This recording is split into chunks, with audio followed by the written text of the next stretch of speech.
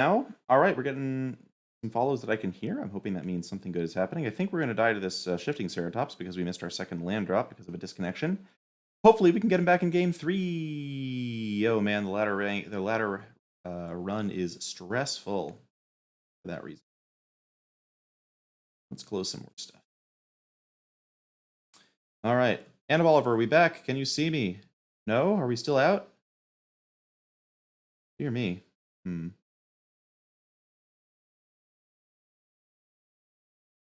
Quick stream check. Are we live? Are we live? Are we live?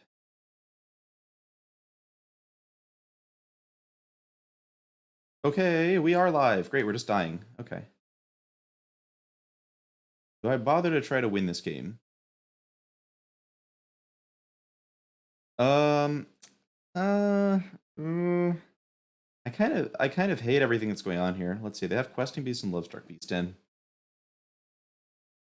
I'm gonna go ahead and die to Shifting Ceratops. Let's try for game 3 here. Alright, big fan of dying. Ungulate Man, this deck beats Ceratops very easily. Lovestruck Beast just blocks it, and Bone Crusher Giant just blocks it, and also Bone Crusher Giant just stomps it, and also we do run some Ether Gusts.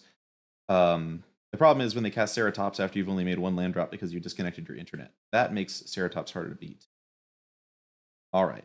Yeah, pretty into the sideboard plan we had there. Let's just draw a 7 that we can keep and then not get disconnected from the internet. Yeah, we'll try that. We'll try that. Probably get an Ethernet connection at some point if I'm going to be a real serious streamer. This hand looks great. Totally going to keep it. So, just to get this tap land out of the way, I'm going to play that on turn 1, and then turn 2, try to Ether Gust their Leafkin Druid, and then turn 3, Beanstalk Giant into Innkeeper, turn 4, Escape the Wilds. That seems like a good curve. That one probably has some value to it. What am I looking for here? Clovers and Good Sheep Adventure Creatures, second Ether Gust. I'm actually kind of down on that. It really doesn't fit with the plan as I just described it, and I would much rather hit a land drop to be able to use Escape to the Wild safely. And thanks for the follows. Kawarata High School. Meows a lot. And thanks for the host, Kanye.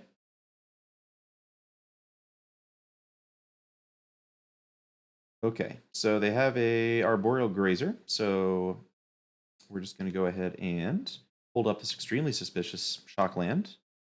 So it goes. This lets me stop a Risen Reef, or Leafkin Druid, or anything that they play. And if they decide not to play anything, I also have the option to just play Innkeeper and hold up Ether Gust, because Innkeeper is a good cheap spell.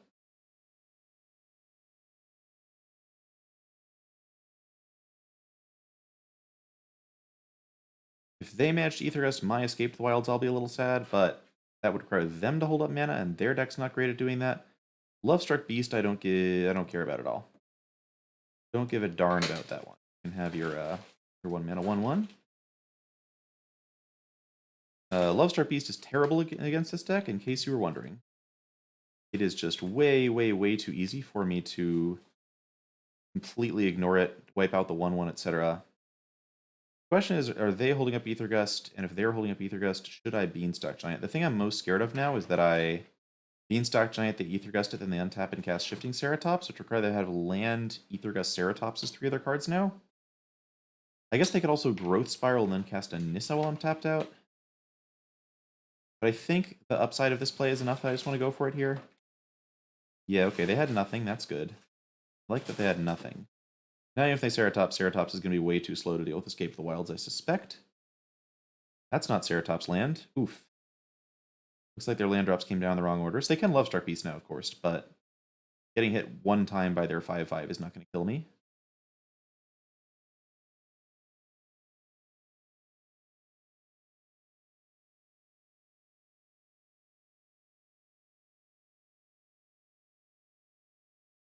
Okay, oh, we drew our own Lovestruck Beast. That's cool. So Escape the Wilds is much better when you can cast it when you haven't played a land yet that turn. So I'm just going to make this play.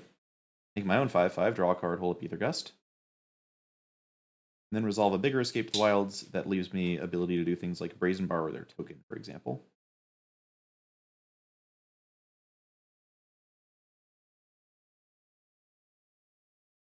Is this the Nissa turn? Nope. No, it is not the Nissa turn. Bye. Feels like they should be attacking with Lovestruck Beast here while they have this token alive. Also, trading Lovestruck Beast lets their Nissa lands get in. All of that's good stuff for them. Possible that if we had a bad escape to the wilds, we could still be in some trouble. Although even just dealing with Beanstalk Giant is not the most trivial thing in the world for them.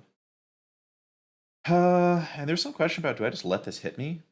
If I bounce the token, having Lovestruck Beast available to attack Nissa, possibly with a bunch of Brazen Borrower bounces to back up, seems good. I don't really care about going to 10 that much here. I'm actually going to say no blocks, even though I'm sure it looks weird. I just think it's likely enough that they're not going to be able to get an attack in next turn. Because all I have to do is hit Bone Crusher or Borrower. Cool, hit a bunch of good stuff. So now I just get to go Forest, Mountain. A little awkward they haven't had a Clover yet, but I think we're going to be fine. We're just going to shock their 1/1, I think. No attacks. They can't hit me with an Nissa land, and then I get to play the Great Henge next turn, and hopefully go off from there a little bit. A Giant Krasis could still kill me, but with Great Henge and Innkeeper in play, I guess one other benefit of having Lovestruck Beast open is that it just makes it way easier to get Great Henge down in situations like this. I think our board's just going to go too big, and as long as we hit like one Brazen Borrower at some point, I think we'll be fine. If they had like a untapped Breeding Pool to cast Ether Gust on Lovestruck Beast, that would have been awkward. But they didn't. So it seems like this is going to be just fine. Kill this 1/1, no attacking with your land.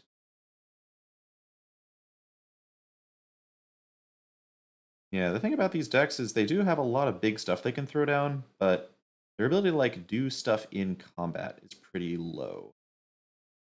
So I've got access to 8 mana with the Breeding Pool. Henge is going to be net a loss of 2 mana. So how are we doing this? We'll have to draw a bunch of cards this turn. Let's start here. Great Henge. Tap Great Henge. I could Beanstalk Giant, but I honestly would rather just draw a bunch of cards. If I hit a Brazen Borrower this turn, that would be really fantastic. I'm going to go ahead and play my other 5/5-y thing. That's a Brazen Borrower. That is exactly what I wanted to see this turn. Beautiful. Hit a Lucky Clover too. Can't make much use of that now. I'm just going to borrow the Nissa. I guess they could have Mystical Dispute, so I should probably do this on their upkeep. Let's do that instead. Then I just get to play this land, let Beanstalk Giant go, but that's fine. And the next turn I can like Clover Giant, Bone Crusher, and just completely wipe them off the map with the Great Henge. Unless they Ether Gust it. If they Ether Gust it, we've still got an interesting game ahead of us. So the only counter I can imagine them having to stop Brazen Borrower here is Mystical Dispute, so I'm just going to go ahead and Petty Theft the Nissa now. Okay, no Mystical Dispute. Cool. Unlike Temur Clover, which always has it, blue-green sometimes doesn't have it. Nissa coming down again, I don't care at all. At this point, we're just going way, way bigger than they are. And sorry, all the recent follows, we can get to you soon as we finish demolishing this Simic Ramp deck. I used to think that Simic Ramp was like a pretty bad matchup for Temur Clover, and then I got used to like handling Nissas. And now I think it's fine. They can still just like go off and kill you with Finale of Devastation. That is the thing we even have to watch for this turn, but we just get Fae of Wishes. Oh, Edgewall Innkeeper is a good start to this. And I think, so I can start with Clover and then do a bunch of Beanstalking to thin my deck before I Innkeep. Let's start with Innkeeper though, I think, and see what we hit off. If we had a basic land, then more the Fool Eye. Non-basic land. Alright, so now we're going to go with... Yeah, I just really never want them to untap with a Nissa. I can get my mana ramp on later. My big thing is here, I'm just going to draw 3 cards, and then I'm going to draw 3 more cards, and then I'm going to Brazen Borrower or Bone Crusher Giant their Nissa or something. That was good. Okay, so now we can just triple Borrower them, and I think just do that and take them out of the game. Seems fine. So we'll just get the Beanstalk Giant in. Actually, do we have a land drop this turn? We do have a land drop, so I get to do this into this. I have plenty of islands left. To this. To this. Lucky Clover is a stupid, stupid, stupid magic card, and I love playing it. Actually, I guess I can just do this twice, right? Because I have the other Beanstalk? Sure. Sure, why not? Why not?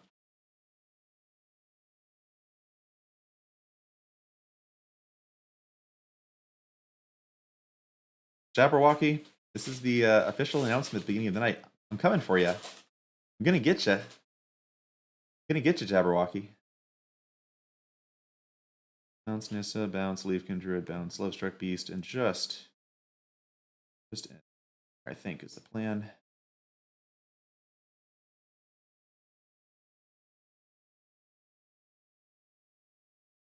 Okay. And I'm willing to start swinging at this point. Okay, there. They saw the writing on the wall of that one, I think. Oh, back to number 1. That was easy. I kind of thought it would take longer. I guess Jabberwocky might have just stopped right after hitting number 1 and snapped that photo and signed off for the day. That would make sense. I can see it happening. I just didn't expect it to be so low drama. All right, chat check. Now that we finished that game, thanks for the follow. Ooh, Crispicula. Hi, if that's the Crispicula I'm thinking of, it's super good to have you here. Thanks for like eradicating cheating in professional Magic. Not completely, but like getting a good amount of the way there. Spiteful Irony, thanks for the follow. Thank you. Also, Exterminate Daffodils, TTC, TT Chopper 77, Pixo Gamer, and Quixotic Snarf. Love that name. Great name. Okay, so comments, bounce all the blockers and kill Nissa. That was a good strategy. I did follow that one. Yep. All right, Mesa 47. Thanks for the info. It's good to have intelligence on our opponents here. Exterminate Daffodil, thanks for the congrats. And Kanye, you are correct. Low key, all my decks are the same thing. I love it. I love it. And Kanye, I still want to copy a manip in my sideboard somewhere, even though it's not playable. That's the kind of person I am. Yes, Casey Go Facey, Expansion Explosion is taking the place of Negate here. I think just Stroke in the sideboard is fine for counter stuff, and it is nice. I'm seeing a lot more Bant Ramp. I just like being able to combo kill them. Okay. Try and expand our lead a little bit here. Ooh, my wife found the Ethernet in our apartment. I kind of want to try it. Probably after the next game, though, since I've already... Actually, let's click the cancel button and see if this works. So we might have a slight outage here for a second as I plug into Ethernet, but it's going to make the whole stream much more consistent, and I'm really curious to find out if this works. If you hear a voice murmuring in the background, it's my lovely wife, Tammy, helping out with all things logistics. She's waving. Here, we can turn the camera on. And just... Nope, oh, just her hand. She only wants her hand in the picture. Oh. I promise we're going to queue a game of Magic in a minute. This is just the nonsense part of the stream.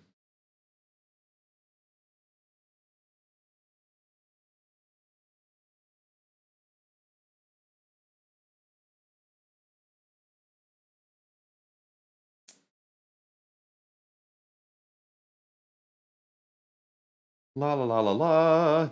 Ethernet's connected. Click. Okay, I think we're on it. Let's play.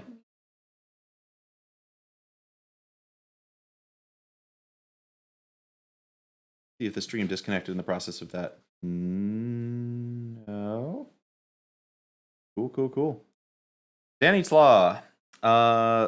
Cleansing is definitely better than the other cards in blue-white. I don't know about it in the Nissa decks, because it feels like killing your own walkers is more impactful.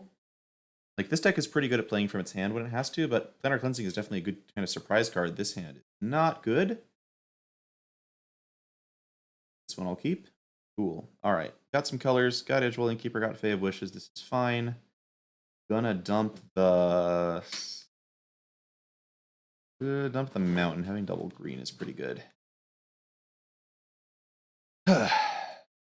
Oh, it's just mono red. Okay. That's not, like, ideal when we're on the draw, but I like having just Innkeeper and a Fae of Wishes for this. If they Bone Crusher Giant the Innkeeper, then things are worse. If you keep drawing lands, things are also worse. But this is overall a good matchup. Maybe they just throw down a light up the stage here, and can't play a land drop off it. Nope, more Scorch Bitters. Okay, well, let's play a 2-mana 1/4 that draws a card. And at least we have incongruity for Anax if we wanted. They're really going to shock my Innkeeper in response to me drawing a card. Okay, that's a mistake. Never do that, everybody. I don't know what they thought I was going to do, but that was a... Yeah, just shock the Innkeeper before it draws cards. My advice to all of you today. So Anax is still a pain in the butt here. Robber of the Rich and Tin Street Dodger I don't care that much about. If they want to start throwing everything at me and just losing cards to blockers, I'm down for that. Robber misses. We do take some hits off the Spitters. Go ahead and block a Spitter for now. I think this isn't a great position, but if we had like a Bone Crusher Giant or something, we'll be fine. Let's in fact incubation now because Innkeeper isn't drawing any cards anyway. I just want to hit a Bone Crusher Giant or a Lovestruck Beast. Or another Fae of Wishes. I'll go with another Fae of Wishes and throw down Innkeeper here. I think I'm okay taking a little more damage and would just like to draw another card if at all possible, since our opponent has almost nothing going on in their hand. Robber the Witch could hit some dangerous stuff, but I'm down to just like keep blocking my opponent's cards here. Robber hits a land, great, okay. So I suppose we're about to get Embercleaved and die. But just in case we don't, let's make this block. Alright, so we could still be fine if we hit some form of interaction next turn. Lovestruck Beast blocks Robber pretty darn well. And because I can't shock lands anymore, I'm kind of pricing just casting it. Like, we're almost certainly going to just die to Tin Street Dodger now. It's going to be really hard not to do that, but there are lines that we could have. Definitely lines, which is not bad, considering how this game got started. And of course, this matchup gets much better after Sideboard. They really don't have anything to bring in, and I do have things. If the opponent has a land, we're dead, because they can make Dodger unblockable, and then just throw Embercleave on it.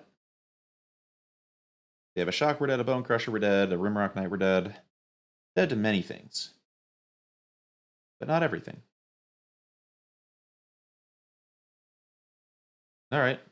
Here they come. They try to rip something and don't. They make the Dodger unblockable, sure. Absorb the Robber hit.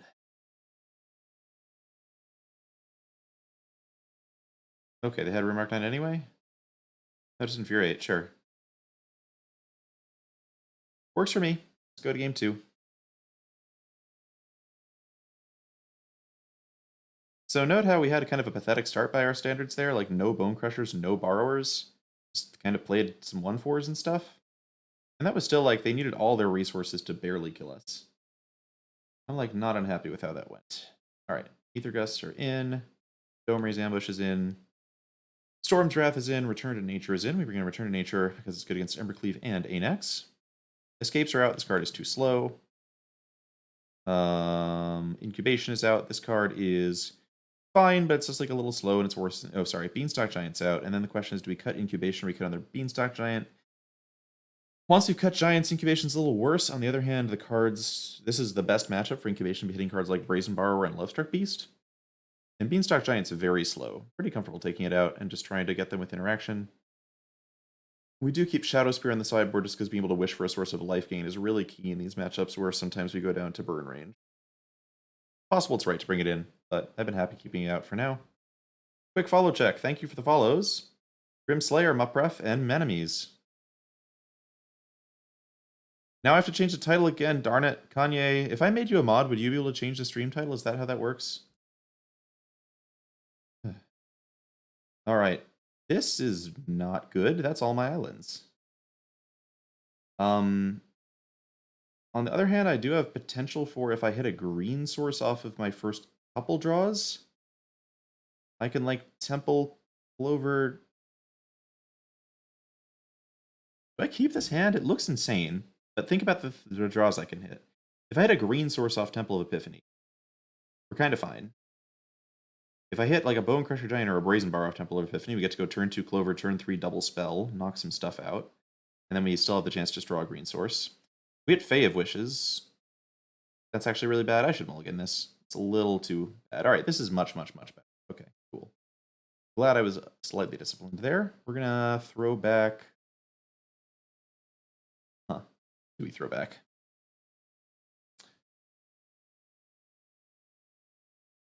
Could be a Lovestruck Beast. It could be a Borrower. It could be an Innkeeper. I think the easiest way for us to lose is not hitting our 3rd land drop for a while, so I would like to keep all of my 2-mana interaction in case I don't hit that land drop. I think the 2nd Lovestruck Beast is pretty redundant a lot of the time, and that Brazen Borrower being able to stop Embercleave, Anax, and Torbrand is really good. So it looks weird to put a Lovestruck Beast in the bottom against Mono Red, but I think it's right. Possible that Edgewall Innkeeper is the correct thing to throw back here, though. Actually, the more I think about it, the more I dislike Innkeeper. I think it's going to be hard to get it into the curve. But that was close. I think there are many decisions there that could have been right. Just want lands. Bone Crusher's good, but it's not good if I can't cast as a 4/3, so I'm just going to throw it back and look for lands. Torch Spitter, cool.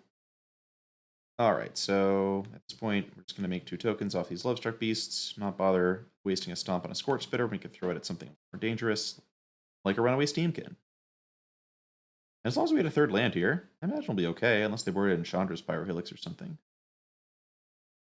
We're just going in. If they're going to try and waste a bunch of removal on 1/1 so that we can't attack with Lovestruck Beast, that's fine. We can win the game in other ways. Oh, okay, they just need to light up the stage. They hit all their land drops. That's annoying. Okay. Oh, and I should keep in mind that they're playing the, what do you call it? The Sandy Dog version of this deck, which means they could have claimed the Firstborn. Kind of down for Temple of Mystery. I still kind of like lands. It's just, I like my 4th land, but not my 5th land here. I think I just keep that on top, actually. So we gotta watch out for Claim the Firstborn. Gotta watch out for like Embercleave Infuriate combinations, but the fact that we have both Aethergust and Brazen Borrower makes me feel like we're pretty Embercleave proof.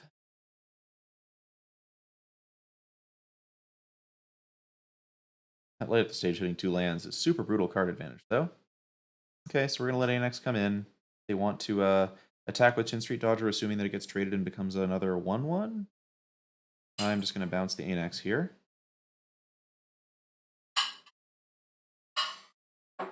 And yeah, this means Lovestruck Beast can't attack, but we don't really need to attack with them. We just need to play good defense for a while. I think we'll be fine.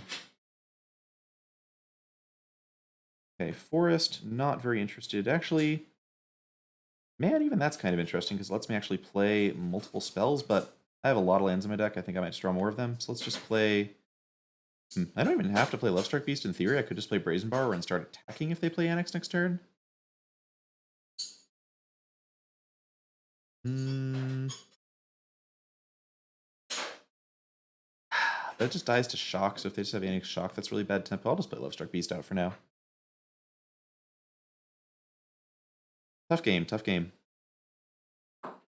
Meaty 1, 2, 3. Embereth Shieldbreaker is just hard to draw. It has to replace a lot of sideboard cards before we see it consistently because we can't wish for it, so I just don't think it's that good.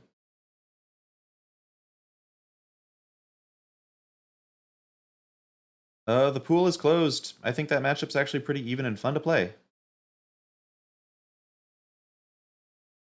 Donner Stags Drafter. I mean, I want to stay number 1. People are fighting for my spot all the time. I need to fight to stay here. That's why I am not camping. Alright, opponent revealed an Embercleave. I wonder if we can get them to try... So we can easily blow them out by just bouncing or blowing up their Phoenix of Ash. So I guess I'm just going to Bone Crusher the Phoenix here, and then they just can't play the Embercleave out at all. That seems kind of reasonable. But I guess I'll wait and do it in their main phase in case that affects how they play the main phase out. We'll just pass, wait. Actually, they can Infuriate the Phoenix, so now I kind of have to... Do I just let them get the Embercleave down? Because then I can just kill the Phoenix in response? I should definitely have just Bone Crushered that on my main phase. I forgot about the Infuriate actually making it Bone Crusher proof, because no one plays that darn card. I could Aether Gust. It turns off both of their light up the stage spells and seems fine. Don't bother. I really don't want them to get Embercleave into play now. Alright, so this is obviously my fault. I should have stomped the Phoenix. This is kind of the stream penalty here. But it's alright. This is still pretty good. They can replay it, of course, but if they replay it and try to Infuriate it to get the Infuriate out of their thing, we just kill it in response. They put it on top of their library. They can't replay it because that's an Aether Gust. Steamkin coming down, sure. What else? Anax? Just Anax. Alright, so we'll just kill the Steamkin in response here. I want you getting big. So if I hit a land, I can just Fey of Wishes to get Mystic Repeal for Anax, which is great. They have another Embercleave, then I'm in trouble. Never mind, not in trouble because I have Brazen Borrower. So I'm just going to click next. If they decide to send Phoenix at me, I'll just block it with Brazen Borrower. If they decide to be clever and try to attack with Anax and play Embercleave, I'll just bounce some stuff. Phoenix is here, sure. Got a 1 card in hand, which is great. I can't get cleaved here, which is nice. So we're just going to try and trade this off. Obviously, they can bring Phoenix back later, but that's a resource they're always going to have access to, so I might as well try and knock it off him now. And of course, any turn they bring back Phoenix is a turn they can't get Embercleave. Getting 1 token off of Phoenix is fine. Nice, we hit the land. So now there's definitely an interesting question about whether I'm supposed to be using Fae of Wishes for Mystic Reel, or whether I'm supposed to actually hold it to get something big later. I could just Fae of Wishes into Shadow Spear or something like that, and then spend my next turn Brazen Borrowing and blocking the Phoenix again. I think the board is stable enough right now that I don't feel super obligated to take out the Anax. Brazen Borrower takes Embercleave and makes it not as much of a problem. So I'm hoping that their play is just going to be something like bring back the Phoenix again, and then I can like bounce Anax, block the Phoenix, and then Fae of Wishes securely to get something bigger. Okay, they're coming in. This is going to be an attempted Embercleave. They're not going to be happy with the results of that one. That we're doing? Have some other clever play? Embercleave coming in. Or is it? Hint. It is not. See, if we haven't drawn the borrow here, of course we could have given them no Anax, which would have made this Embercleave much worse. Now Anax just dies for free, which is great. Take 2 damage. Okay. 1 token, that's fine. Get to play out Brazen Borrower. Embercleave is slightly worrisome, but they can put it on Phoenix out of the yard if they attack with everything and throw away a bunch of creatures at the same time. I can't Fae of Wishes for any 1-mana thing that stops Embercleave. So I think I'm just going to make the play of draw a bunch of cards and make giant blockers. And now this island means that I can Fae of Wishes for... I actually don't have that much to Fae of Wishes for stop Embercleave now, right? Because I have both my Gusts, I have my Domer's Ambush, and my Return to Nature in my main deck at the moment. I could just play out Fae of Wishes. The next turn, they bring back the Phoenix, they can cleave it. That will put me to 7. There's some world where I just start attacking them as well. Is it better to have this 1/4 in play and draw a card and be able to attack my opponent a bunch, or is it better to be able to save it to wish for something? I think I'm just going to draw the card off it here. They don't have an Anax, so I don't need Mystic Repeal, and all the stuff I'm wishing for is really expensive, and Brazen Borrower is an excellent draw. I think it lets me turn around and take the offensive. Putting Cleave on anything aside from Phoenix of Ash is really bad for them here. We get to make some huge blocks if they go for a big attack. Yeah, on the whole, I think I just like getting offensive. Because they actually are just dead if I just attack them with several Lovestruck Beasts and a Brazen Borrower next turn. Like, killing me is not at all trivial for them from this position. They can kill Innkeeper, they're in good shape, but then they're not getting Embercleave down this turn, which is fine. Sure, Phoenix is a 3/3. With Embercleave, it's a 4/4. Okay, the last card was just a Mountain. So they can attack with Phoenix and the 2 Satyr tokens, sure. I get to block a Satyr for free. I'm going to just go ahead and throw this at the Phoenix. Might as well keep my life to a little higher, right? Just going to hit them back for 8 damage and then kill them in the air. Yeah, this seems fine. Okay. Not sure about the math here, but I'm like almost 100% sure that it just works out anyway. Because of this other borrower. If I didn't have the other borrower, I'd have to think a lot harder about this. Get an 8. It's forced to lose their Fervent Champion to a block. They can put an Embercleave on it, but that's not very helpful because I have 5/5s attacking them. If I put the Embercleave on it, was terrible because now they have to re-equip it to Phoenix of Ash, which takes a lot of mana from them. Oh wait, never mind. I can just borrow the Fervent Champion and then kill them. That's easier. 14 damage to the face. Goodbye. Just had to make sure I didn't misclick an Embercleave there. That would have been embarrassing. And that, I think, was a good object lesson in recognizing, oh wait, I have a big board. If I just attack the red deck, can I just kill them? Because you don't have to play defense forever against them. You have big creatures too. Okay, so that was an interesting situation where I had 6 mana and a Fae of Wishes, and I really wanted to wish for something that stopped Embercleave, but I didn't have anything. I wonder if that's an argument for having Return to Nature in the sideboard, or one of the Aether Gusts in the sideboard. Incubation in the sideboard is also interesting, because I was thinking about taking this out anyway, and it is a 3 mana interactive spell.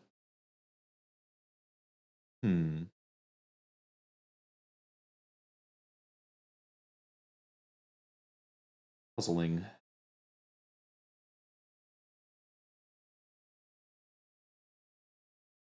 And I think on the draw, especially, I'm happy just to keep all the cheap stuff in my deck. Quick chat check. Yeah, so Flying Spaghetti. Oh, Stroke can countercleave. That's right. You are correct about that. Sometimes forget about that card. This hand is great. We're definitely going to keep it. Let's see. Hematite 12. In some matchups, the deck does need Clover. Mono Red is not one of those. Mono Red just plays a bunch of bad cards, and we play good cards. So as long as they don't kill us in the first 4 turns or so, we generally come out fine. This hand has a bunch of shock lands, which is a little awkward, but double Clover is incredible. Opponent mulliganing to 5, also not so bad. We're obviously going to take some hits early, but ooh. Land that doesn't hurt us is excellent too. Storm's Wrath is probably going to deprive them of all their resources, especially because we have multiple ways to take Anax off board. Robber the Rich is a little annoying. That could give him some card advantage back. We're going to hit for a good amount here. Oh, interesting. Hit Brazen Borrower. That's kind of fine, I think. Yeah, so we definitely lose Clover here. We're going to take a little bit more damage, but after that, we should be able to play pretty good defense. We're going to go to like 10. Probably just stay good. They could bounce our Clover with Brazen Borrower, which would be mildly annoying. Then I just play a 5/5. Seems okay. No, it's Anax. That's fine. Okay. Now we just go Lovestruck Beast. Make some tokens. I just double bounce their stuff. And I, at some point, win. Yeah, there's some argument for play another Clover and then Lovestruck Beast, but them having Embercleave in hand is by far the easiest way for me to lose the game. Good general rule is if you can stop them from Embercleaving you, do that. You can. Alright, so we just now go Theft. Goodbye.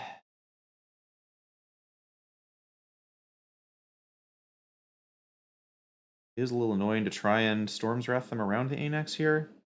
But given that we have the Aether Gust in hand, I'm hoping I can find a way to set that up. And there's some follows that I should acknowledge. As soon as this game's over, I have a feeling it's not going to be long in one direction or the other.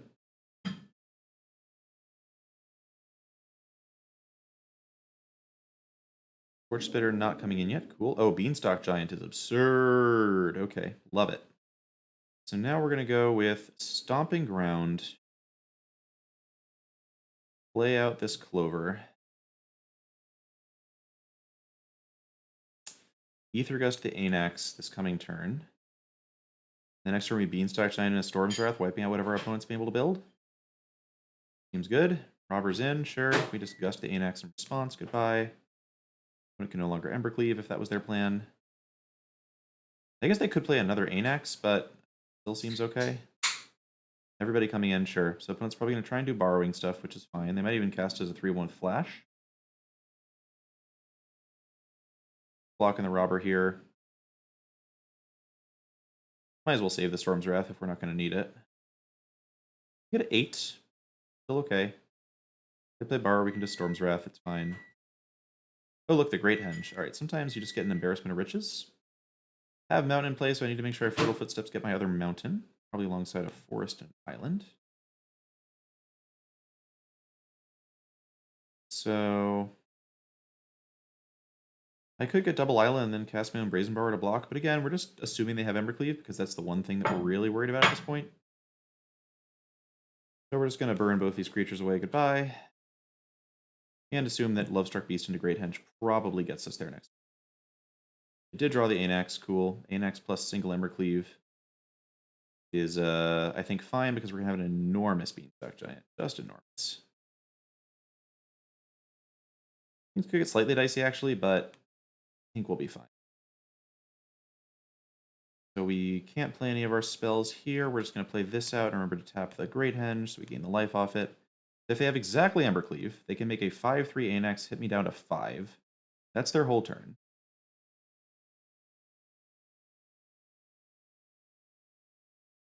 To be fair, our opponent did mold a 5 this game, so rough one for them. Although I think we had options where we could have blown out bigger draws if they had more stuff to do as well.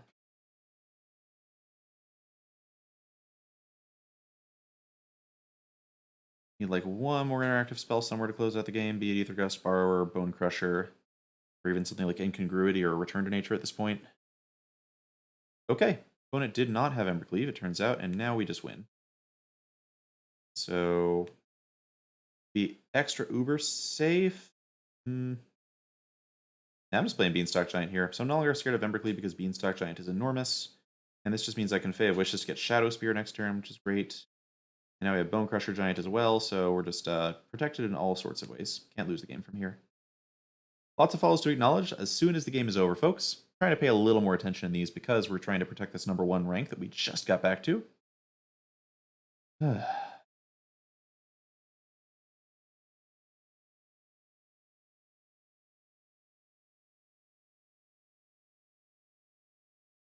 I assume that Wish for Shadow Spear plus a bunch of other stuff will end the game. I probably could have ended the game with a Wish last turn, but just having the Giant with Shadow Spear gives me a feeling of security that I like a lot.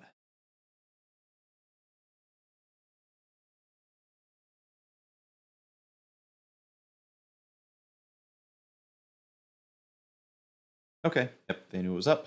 And that's game over, and still at rank 1. Didn't drop a rank by winning. Just wanted to check that. All right, up to 200 viewers. That's outstanding. And thanks for all the follows, everybody. Let me catch up on all the folks I think I missed here. Do like to try and announce everybody. Thank you, Bladeso, Atlas7, Mia Gabi 1417, J-Ro BMOC, Pilzax 16, Sir Titania, Boreas, Fishtanos, Mighty Destroyer, Estlander, Tomatom, Livelamut, Napalm Ions, J2 Sizzle, Blari, Lip Process, Sir James 1988, X-Rated Panda, Ocean Mensch, and M. Grenwheel and Jash9. Thank you all. I should probably have the follow thing display for a little less time because this is absurd. And diamonted. Put more vowels in your names. Put more vowels in your names, people. Come on. All right, quick check on how chat was chatting about here. Yeah, I should definitely be adding moderators to this chat at this point if it's going to be this crazy. Thank you all for making the chat crazy. I need to change my stream title. Thanks for the reminders, everybody. Yeah, so lots of quick wishes here. Patrick LJR, the draw steps were perfect that game. That worked out pretty well. Napalm Ions. Yo. Okay. And oh, thanks for the follows. Also, Donner Stags Drafter, Aaron Cameras, Ryan Taylor, 1990, Fodos, Azrael Ashmore, All the Gods and Ancestor Wreck and Electricity. All right, I gotta queue up another match. I gotta queue up another match here. But first, let me change the stream title so it's correct. That was quick, and I'm so happy it was quick. Otherwise, I would have felt compelled to stream for a very long time. Right now, I'm mostly trying to get my 7 days in for Twitch affiliate status. So this might not be a super long one, but I am enjoying these games so far. Playing some good old-fashioned matchups. And I've just removed the words getting back to. Now we are just Mythic 1 with Temur Clover. Into the queue we go. See if we can run some Croaky's Bant. Those matchups are fun and difficult, and I feel like I'm going to see a lot of that deck in the upcoming Mythic Points Challenge. Meanwhile, thanks for the follows, Elcad, Ryuk Apples, and Insanity's Enforcer. JRBMOC, hey, thank Covert Go Blue for me, I guess. Not that you necessarily know that person, just watching him on stream, but thanks for coming along and hanging out. Ryuk Apples, yeah, this deck, I am glad I haven't had to play this deck in paper yet. It does seem difficult. Well, I don't know what our opponent's on. They're on rank 5? Okay. This is going to be interesting. I'm definitely keeping this hand. It's a little weird with the temples and not having double green for Henge, but we got all their colors. We have the Lovestruck Beast Henge combo, which is very strong. And I am very curious about what our opponent's going to be on. Okay, so... oh. I would like to be able to Bone Crusher on 2. Let's just play this temple out. I would really rather not draw more lands at this point. Beanstalk Giant. How does that fit into my plans? My plan here is just to cast Beast on 3, Henge on 4. Giant's nice as like a follow-up if we just get to keep Henge on the board and just cast it. I think I'll keep it. I'd rather not just draw another land immediately. But it's an interesting choice. I wouldn't fault anybody who threw it back there. Don't look like they are holding up some growth spiral type stuff. Let's see. So if they're blue-green flash or something, I could get quenched, but I don't think I care. I aren't going to play anything I need to stomp here. Let's just go ahead and make this token. They do counter the 1 mana spell here. That's okay. They decide to waste a borrower on it. That's fine. All right, it's growth spiral. So the question is it Wilderness Reclamation? Oh, wow. Oh, wow, it's Lotus Field stuff. Okay. Rub my hands together in anticipation because they're going to play a Kiora, and this is going to be interesting. No Kiora. Cool. Okay, no Kiora this turn. That's good. Lotus Field is very interesting. I am very interested to see what's going on here. I keep saying the word interesting. Sorry about the vocab stuff. All right. Well, let's see if they can take a Lovestruck Beast off the board. Even if they have Nissa, I'm kind of okay having just Henge as my play. They do have a lot of mana, though. This is their turn 4. They're possibly having 6 mana, 7 mana off of Castle Garenbrig. Just a 5/5 Krasis? Alright, that's fine. That's not going to beat Great Henge. They can stop Great Henge, that would be a problem, but let's hope they can't. Now that we have this in play, I'm perfectly happy to trade off Lovestruck Beast if they're down to do some trading. Some possibility I should hold this back for Nissa land blocking, but given that I have the life off Great Henge, I'm pretty okay going on the offensive. Opponent just blocks. In. Sure. If they do have Nissa, we get to bounce her. And possibly stomp the land off a block, and we'll see what happens. I guess if they have Agent of Treachery stealing the Great Henge, that would be sad. I could borrow it back, though. Kiora is dangerous. Very, very dangerous with Lotus Field out. You can't totally pressure her to death here. But I do wonder what my opponent's actual spell is going to be.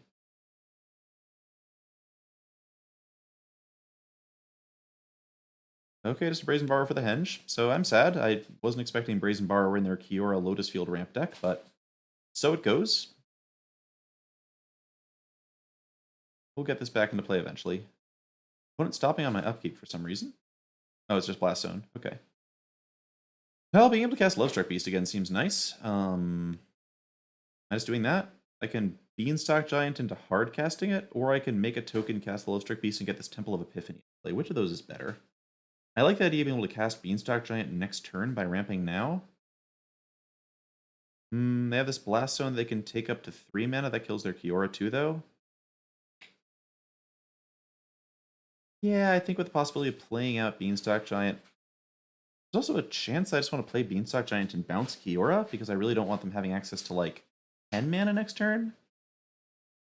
That bouncing Kiora feels really weak, given that it just resets for loyalty. Let's go with the play that just makes a bunch of mana for us. And if this does get countered by chance, we can just bounce the Kiora anyway. Alright, so grab this mountain. Play this Breeding Pool, play this Lovestruck Beast out.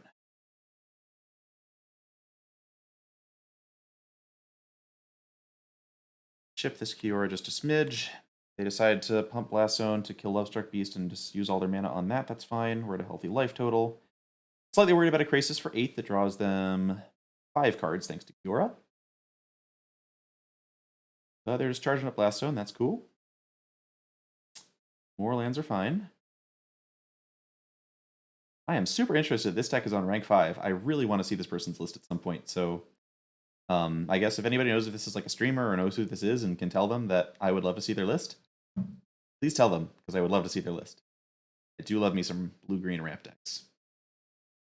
And I have some follows to catch up on, but I'm just like so fascinated with what my opponent's got going here that I'm going to not catch up on y'all yet. Just popping Blast Zone, killing Lovestruck Beast, and Kiora. That is an interesting play with a Lotus Field out, but I guess they just really don't want me hinging right now. Okay. So, given that's the case, I guess I just Beanstalk. Attack first, I suppose. Beanstalk's going to outsize almost anything they could have and makes Great Henge basically free. They have an Ether Gust, that's fine, or another Borrower, that's also fine. Not out of the woods yet, of course. With this, I mean, they could pull out anything, but I like that this Brazen Borrower in my hand is insurance against Agent of Treachery. I assume this is a 7/7 Krasis we're about to see, which is not going to block Beanstalk Giant. All right, another Krasis, sure. They hunt in packs, but that's 2 of them down, which is good. Opponent tries to get aggressive, they're going to not have a good time. Fae of Wishes looks great. In fact, I think... so I could either get Shadow Spear or I could get Dome Raise Ambush to kill this Krasis. I kind of like Shadow Spear, honestly. Do I have mana for that? Yeah, I have mana just to equip Shadow Spear. If they have another Brazen Borrower, I guess the Shadow Spear play gets kind of blown out compared to the Ambush play. I can also just save this Fade because I don't really need it right now. How much mana do they have access to over there? They have 6, 8, 9 if they want to use it for a creature. Alright, let's save the Fae of Wishes. I think just throwing down Shadow Spear here is like a little more greedy than we have to be. I'd rather just stomp the Borrower, cast this Bone Crusher Giant, draw a card off it, and have my own Borrower up. And I guess I'll Temple of Epiphany first, because I don't really want lands right now. Bone Crusher. I'm down for another Bone Crusher. That seems fine. It like helps me kill them, which is nice.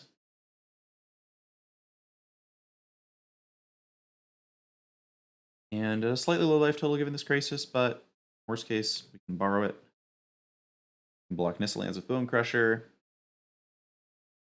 If they have another Crisis, I'm going to be kind of annoyed. Cavalier of Thorns, though, is fine. That's not too scary.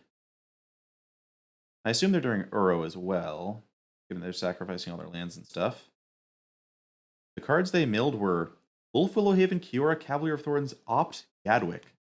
I'm in love. I'm in love. Like, what even? What even the crap is going on? I don't know. I love it.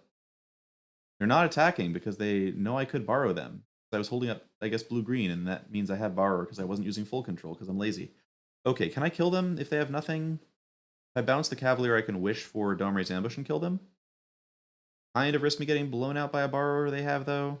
But also, I don't want them blocking with Cavalier and Thorns, so I'm just going to go ahead and Petty Theft it. Whatever, get out of here. That was a real quick have nothing, huh? Interesting. All right, do I just go for it? Do I need to go for it?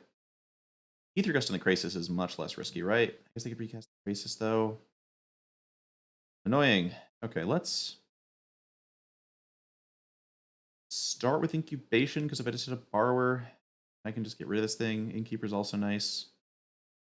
Let's just play an Innkeeper. Just trying to be extra, extra careful. I assume they have nothing, but I don't really trust these. All right, now we're going to Fae. Go for an Ether Gust, because at this point I don't care if they recast Crisis. My board is way, way, way too big. If I had Crisis. Okay, they're done. And quick check on the chat here. I don't know how well that play was, but I was just trying to be extra conservative because I was in a very good position there. Incarcerated Genesis, Pog indeed. Lotus Field, Pog. Judas V, I think a prize for #1 ladder would be cool. It would lead to a lot of extreme grinding, though. A lot of people would be fighting really hard to be #1 at the end, even if it were some kind of meaningless prize. Back when like the Mythic Championship invites were given out to the top like few people on ladder for the end of one season, that was an incredibly stressful run for a lot of people. I don't think that's a great system. It just encourages people playing way more than is healthy. Quick check up on chat. Lots of people just followed. Oh, thanks for the host, J. Robach.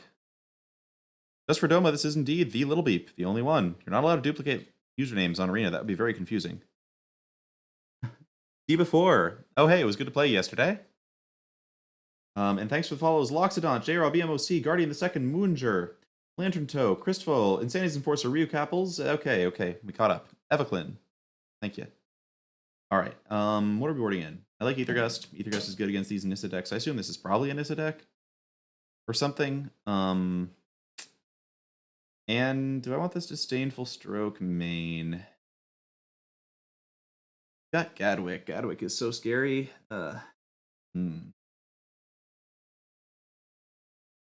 Still just don't know enough about what this deck's doing. I think I'm going to do the usual thing, which is just cut Fae of Wishes, which is a little slow. And given they're doing Kiora things, I kind of like having Bone Crusher Giant in, just because that pressures Kiora very well. And I could cut an Escape, but I think their deck doesn't look like it's as fast. It looks like it's more value-based and isn't going to kill me with Finale of Devastation. So I'm going to cut an Incubation, leave the Escapes in. The Escapes seem pretty good. They do get countered rather easily. But I do like them as a way to pull ahead against cards like Gadwick. This is going to be interesting, though. On the draw against rank 5 on a ramp strategy. Don't love it. But hey, maybe we'll hit a Clover this game. Yeah, I'll keep this in. There's an Innkeeper and a Clover and a Scryland to help me hit stuff that goes with them. I'm in. Be interesting to see if they have artifact removal. Okay, that's a land. We would rather not draw any more of those for a while, so let's use our Scryland. Bone Crusher's great. Keep a Bone Crusher on top. Yeah, Opt. There was a while when my team and I were testing Opt in our like blue-green mass manipulation deck a couple formats ago, and it wasn't bad. I don't think we ended up wanting them in the list, but it wasn't bad. Like, being able to shrink your deck is real good. Okay, so I'm interested in whether this is going to be something that like counters or kills my Clover. But the only thing it could possibly have that would counter Clover would be Quench. And I don't think they have Quench. If they have Return to Nature, so be it. If they have Brazen Borrower, it's fine.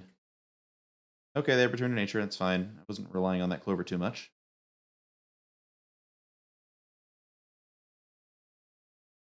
They can't field Enkiora here, so they're just going to field. Interesting. So now I think I just Innkeeper hold up Aether Gust because I'd rather them not be able to Kiora right now.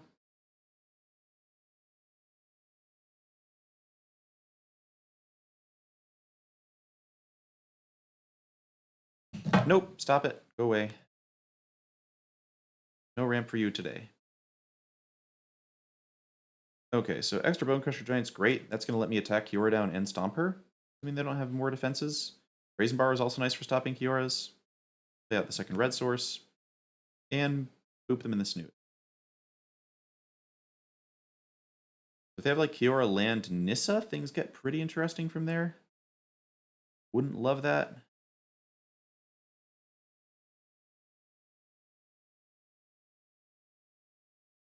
But they are going to have a hard time defending Kiora here, I think. So let's just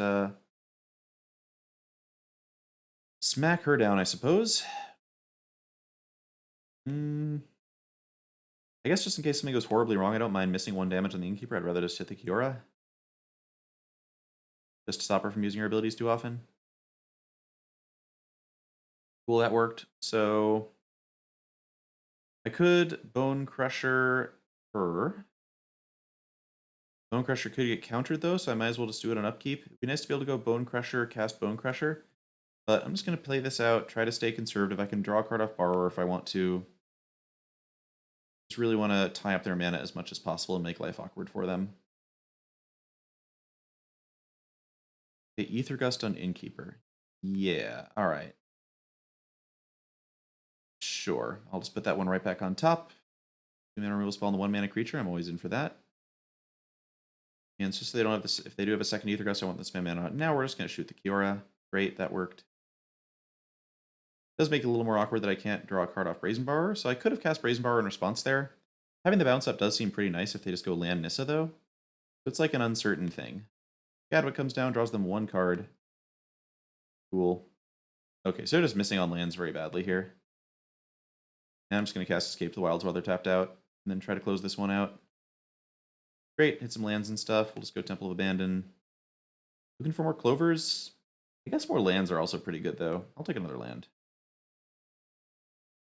Thing off this, I'm going to be the offensive player. I should be attacking before I do any of this in like a totally correct match, but I'm playing a little bit loose here with the phases. I don't think it matters very much. They're going to keep Gadwick around, sure. Did they hit a land yet? Yeah, it looks like they're just having a lot of trouble hitting lands, and that's unfortunate. Although they could opt into a Kiora, then have possible access to a bunch of mana, other than the part where I guess just once their Kiora? Huh. So let's start thinking about the next turn while we have time to do that. Next turn we're going to have 8 mana. We can Beanstalk Giant go down to 6 mana, which lets me use a Wish and then bounce something, and then still keep all my cards, which seems kind of nice. Alright, so they are Thassa's Oracle deck. That's cool. I am so impressed that this is rank 5. I don't know if this is the deck they're playing to get to rank 5, but I love what's going on. Kind of wonder if they have Nyx Lotus around, too. Alright, they got to do a lot of card selection. Cool. Maybe there's Thassa in here? Can't wait to find out. Alright, so here I'm going to play correctly. I'm going to attack first.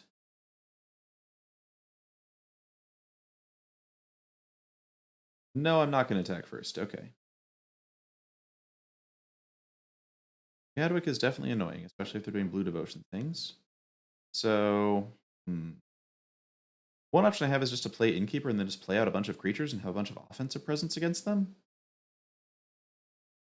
I would lose Fae of Wishes, or lose the ability to wish if I did that, but it also seems just great to have a huge board, because right now they don't have access to very much mana, and I would like to capitalize on that. So if I do Beanstalk Giant, I have 6 mana, which means I can go Innkeeper into Lovestruck, but not Borrower. So let's instead just cast all my stuff. We're going to have to give up Beanstalk Giant, but I think it's fine. I'm just going to draw a bunch of cards here. So cast Innkeeper, cast Lovestruck.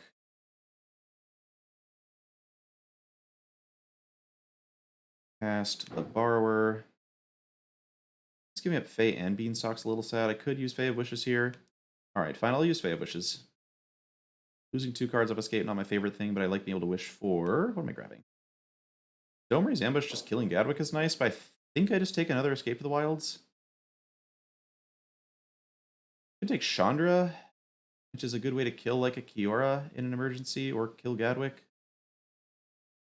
Could grab Sorcerer's Spyglass for Kiora. Let's just take something cheap and interactive seems good, given I just want to play a bunch more spells with Innkeeper anyway. I'll just take Escape the Wilds. I'm being a little lazy. Let's just take the card that's going to draw me a million cards. Ooh. This has been a rough game for them. They missed a bunch of land drops, which gave me a lot of time to just do stuff that I wanted to do. I do have to make sure I don't die accidentally. Gadwick can tap down a lot of stuff sometimes. Wolf Willow Haven into Kiora. Okay, so opponent gets to do some untapping of this land. Kiora is going to get pressured pretty hard, though. Cavalier of Thorns. All right, so saw wrong card. They're going to draw a card, and they get a land into play. But then I can bounce this Cavalier, which makes it very hard for them to defend Kiora appropriately, which is cool. I think the goal is just to keep Kiora off the board here. We'll see what we draw. The Gadwick attack is very brave. No blocks on that one. Another Escape to the Wilds. Perfect wish choice. Perfect choice of what to wish. Okay, so we're just going to bounce the Cavalier, kill the Kiora. I have to throw away Innkeeper to kill the Kiora here. Let's cast Escape first. If I just get Lucky Clover, that makes everything much easier. Okay, we got Lucky Clover, and it made everything much easier. Now I can just Clover, I can bounce Oracle and Cavalier, and I don't even particularly care about Oracle. If they want to spend 2 mana playing a 1/3, I don't even care if they're getting card selection off it, it's fine. Let's bounce everything. And get some good damage in on my opponent as well. They have an Uro in the graveyard, which is notable, but I also have infinite cards. Kill Kiora. Hit you. Got access to possibly up to 8 mana next turn. I guess if they have exactly land Boar, I die. I don't think they have Boar, though. What have they been milling all this time? Let's just check some more cards in the deck. Aethergust, Uro, Opt. Aethergust, Return to Nature, Opt.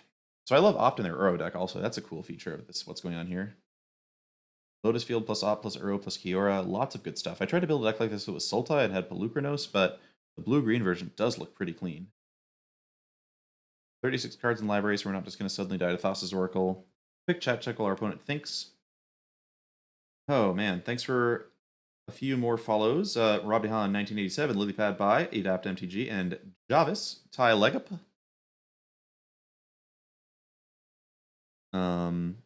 I am Zeus11. I had a tough run recently, but I think it was mostly because people were playing decks like Croaky's Bant and Rakdos, which are reasonable against us, as opposed to decks like Blue-White, which are very bad against us.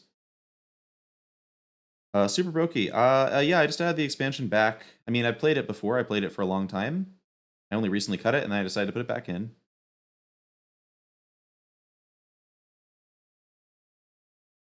Okay, alright, so how do we do this turn? Lots of mana. They just played some spells out to try and be defensive, so let's just draw a million cards. Start with Innkeeper. Play this cheap card. I could be playing Escape the Wilds now, but drawing 2 for 2 mana is pretty good compared to drawing 5 for 5 mana here. Another Lucky Clover is cool. Play, I don't really need the tokens here. I think I'm just going to save the mana and play this Lovestruck piece, especially because I have another one in hand. I just want like a Brazen Borrower here to finish the game, if I can find one. More Clovers, okay. No way in hell they tap down my entire board. Could play Escape the Wilds and take one last stab at finding a Borrower, which would pretty much bury them here. Or I could just play a bunch of Clovers and just win the game next turn with that. Don't think I'm about to suddenly die. If my opponent has like Flood of Tears or something, then well done. You got me very good with that. But just make lots of blockers. Pen survive the next turn and then kill with quadruple Fae of Wishes into some stuff. My current plan. I don't think I hit a land drop this turn, right? I did hit a land drop this turn. Okay, no attacks. One can do a lot of searching with Thassa's Oracle. Hopefully. Yeah, how many borrowers have I gone through so far? I think it's just the one borrower. Did I exile one as well? Okay, I exiled a borrower as well. So I have 2 borrowers left in my 29 card deck. 2 Bone Crushers. I guess an incubation in my sideboard that I can wish for, which helps me find those cards. That's one nice thing about putting incubation back in the sideboard in this matchup, is that Fae of Wishes now is a really cheap, impactful card to go get with these triple Clovers out.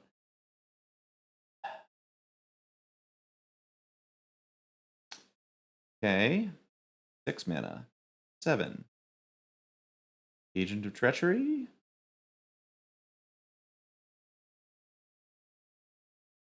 Another Gadwick. Okay, that's fine. The opponent's searching around desperately, but this Gadwick means they don't have nearly enough mana to kill me with anything this turn. So they are going to just die to Fae of Wishes, unless they have, like, Plains Deputy of Detention. For the Clovers, that is. Alright, Uro coming in. I think we're just chumping Uro at this point. I'd rather just have the power in play as opposed to throwing away, like, a bunch of stuff on blocking this. Do that. Block Uro. Another field, sure. This deck is really cool, but it does feel like our opponent's draw was a little slow in this one. They missed those land drops, and also our draws have just been nutty this match. We've been pulling pretty darn well. Okay, Return to Nature. So the only thing that costs 1 blue or green mana that I would care about here is Mystical Dispute. Our opponent might just scoop to the Fae here. Not scooping to the Fae. All right, did we leave Incubation in the deck, in the sideboard? We did. I'll take Incubation. And I will take... I guess Once in the Future doesn't get anything back that's especially good, right? I don't have any, like, actual adventures near. I have an Ether Gust in the yard. Get back. Doesn't seem that important.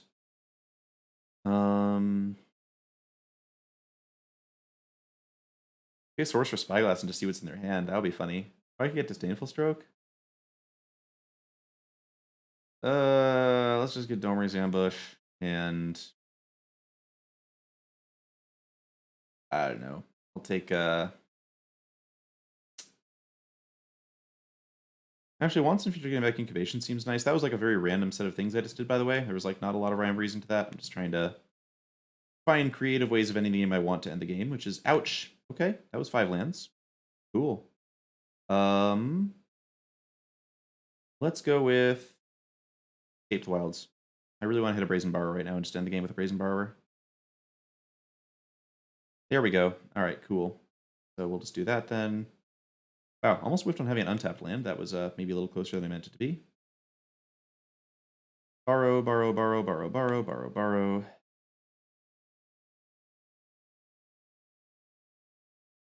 We could dispute one of these copies. They opt instead. They're going to tap something down. They have no creatures in play. Are they still dead? 5/9. They're still dead to damage. Ever so narrowly dead to damage.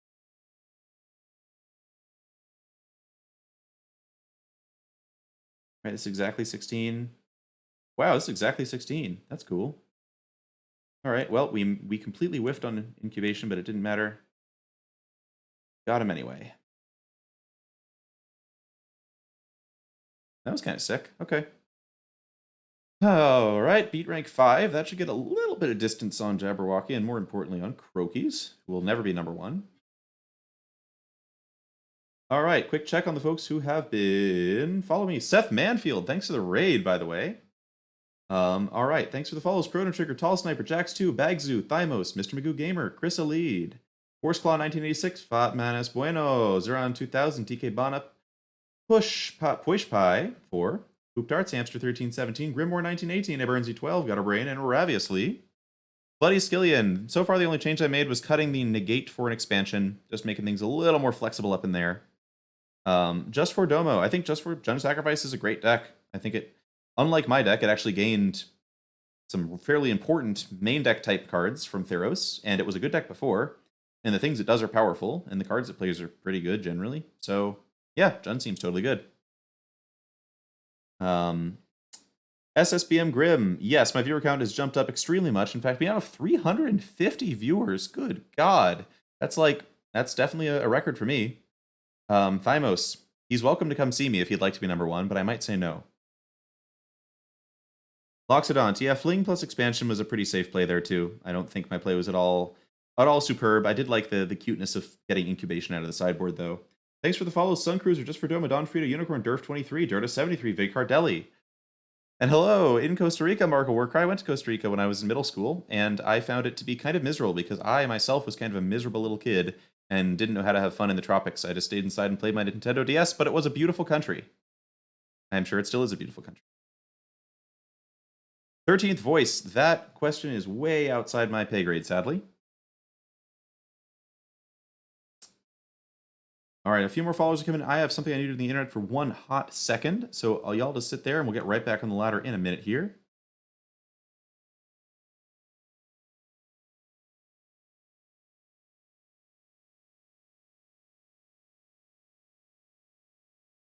All right, now we're going to jump right on back in. Yep, gonna still play here. We have a great streak so far. Deck's been really humming along nicely, getting some really good draws. Thanks for the follow, Yara33. Asalidi here. Let me quickly, I'll send the Scryfall here. Although I do need to make a couple quick tweaks to the Scryfall deck, so it'll be with you in just 1 second as we wait on the ladder here. Edit the deck. Make a couple quick changes. Throw out this, add this back in. Cut out of the maybe board. Unediting. And all right, let me post the deck in chat real quick here. Ryan Taylor 1990, you're a person after my own heart. I'm gonna play first. This hand. I think so. It's weird, it doesn't have Clover Innkeeper, but it's got my colors. It's got double Bone Crusher, double Beanstalk. I've got a Scryland. I think the Scryland's important, because if the Scryland hits an Innkeeper or a Clover, we're in incredible shape. This is also a great hand for curving to escape the wilds. It's like slightly loose. It's possible the average 6 is better than this, but it's just a solid 7. It does stuff. Look, an Edgewell Innkeeper. So if our opponent's on a deck that can't kill Edgewell Innkeeper, we're in great shape now. If they're on a deck that can kill Edgewell Innkeeper, Steam Vents, huh? Let's see. If I had a blue source in hand, then I could go turn 3 Beanstalk into Innkeeper, and I would feel better about just running off a Stomp here. Huh, am I willing to risk Innkeeper? Steam Vents could imply their Clover and could Bone Crusher me. It could imply their Fires and could Bone Crusher me. I'm just gonna be patient here. I don't see any reason to throw out Innkeeper just yet. Once on Steam Vents, it means they're not about to, like, you know, blue-green ramp me into the ground, which is nice. I'm comfortable just setting up a value game and trying to stomp them. Maybe it's blue-red flash. It's kind of a weird first 2 turns. More likely it's just Fires. Ooh, that's a Clover. Okay. Huh. Clover's interesting. If this is blue-red flash, I really don't want to just run this into a Quench. Test the Waters with Innkeeper. I think I'm going to try a Beanstalk Giant. This either eats a Quench, which is fine. Rather that than Clover. Or they play like a Brineborn Cutthroat or something. Okay, it's Wilderness Reclamation. That makes sense. That makes sense. Okay. So playing Clover would have been real good there. I just gave them green mana. Now we know. People say the standard format isn't flexible, but like, opponent just played 2 lands, and they had like 4 different decks they could have been on. And we got kind of clowned by not realizing which deck they were on, so I don't know, that seems cool. I'd really love another land right now so I could double Beanstalk. Nope. Alright, well I'm going to Clover here. They shouldn't be able to counter this unless they're running like Ionize or something weird. Yeah, we're not running Ionize. They could be running Brazen Borrower. But that would be fine. So my plan here is just going to be double stomp them and then ramp a lot with Beanstalk Giant and try to win from there. Thirst for Meaning. Okay, so slightly spicy build of Reclamation here, but I get it. We could die here pretty easily. We don't have a lot of tools to fight Reclamation yet. We're gonna need to hope that they don't like hit us too hard. The fact they discard a Storm's Wrath is interesting. I assume they have another Storm's Wrath in there somewhere. This is just Nissa, we can shoot the land, which is cool. They're gonna Brazen Borrower. Alright, so that means they're not playing Reclamation this turn. They could play Borrower, but I don't really care. Just double stomp in response.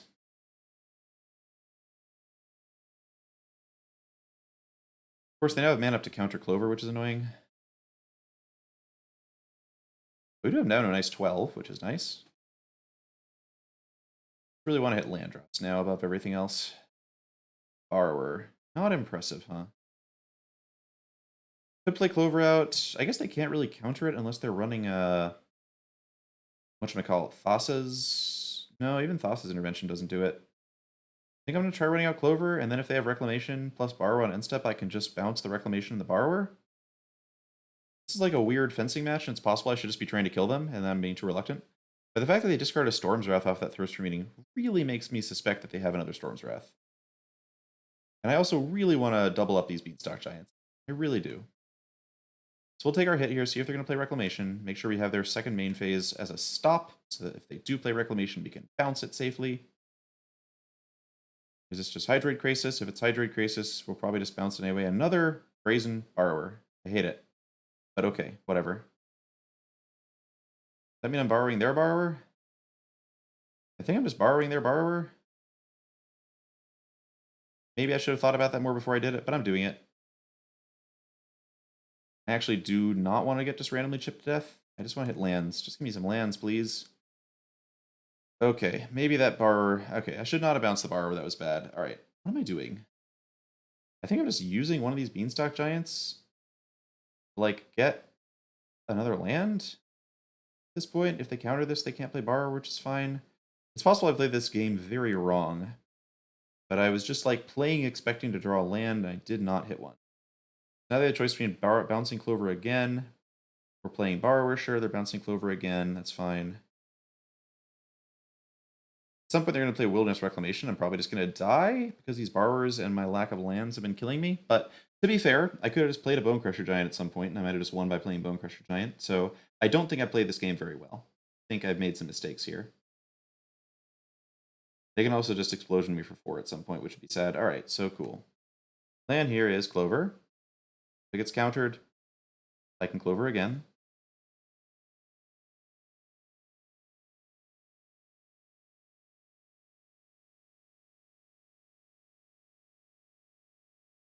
Gruul got countered. Resolves. And play another Clover. That one resolve. They counter this, they're down to basically no cards in hand, which is a situation I'm fine with. And I'll play Innkeeper. They have Storm's Wrath, it's whatever. They have a third Brazen Borrower, I guess I'm sad. But given they have the Clover in play, and another Bonecrusher or Borrower stops them from killing me, I'm not worried about dying to the Flyers. They have Wish is also a great blocker against Borrowers. I'm a little worried about dying to X spells at this point. I guess they could play Uro if they had one. I also just kill Innkeeper at this point. Explosion, Innkeeper, draw 4. Yeah. This is going to be an uphill fight unless I find Escape the Wilds pretty soon. But let's ramp. All the rampant's good.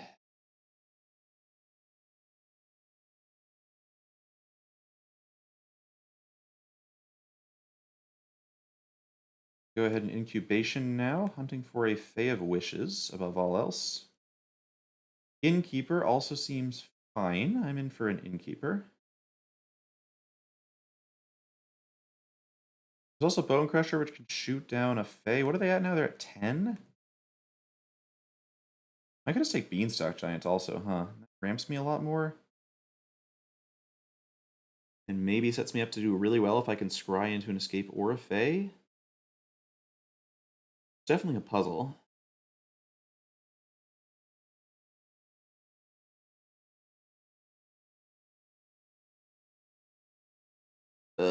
It's a puzzle and I hate the puzzle. Alright, I'm gonna take... Bonecrusher and try to kill them with aggro here. I don't know, that's quite possibly like a very bad play. But given the number of cards they have and the number of lands they have, I'm not feeling very hopeful about this game. Best chance is to hope they have like a bunch of ramp and counters and stuff and just try to scam them with Beanstalk Giant and stuff. And the fact that Bone Crusher kills borrowers is not bad either. But I do expect to die. Reclamation. Tough matchup. This has been a weird game. Okay. Or they just spend a Storm's Wrath killing my 1/4/3. There's Reclamation, so that's a problem. Could really use a Fae of Wishes here. Also just dead to Explosion. Basically dead to Explosion. Okay, not dead to Brazen Borrower. Temple of Mystery is pretty bad. Alright, play that out. Fae of Wishes is great. I'm gonna hope to not die to this Castle of Antris. The odds that I die to this Castle of Antris seem high, but we're gonna try not to do that. Just play out some stuff that can attack. As well as Clover. If they counter Clover and spend mana on that, that's fine. Probably should have played Clover first in case they wanted to counter it. But at this point, it's just all about whether they have that explosion or not.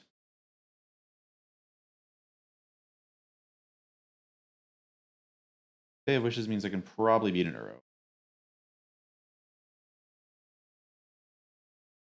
Okay, lots of growth spiraling, lots of whiffs, but they've got like 5 chances to hit an explosion out of their deck now.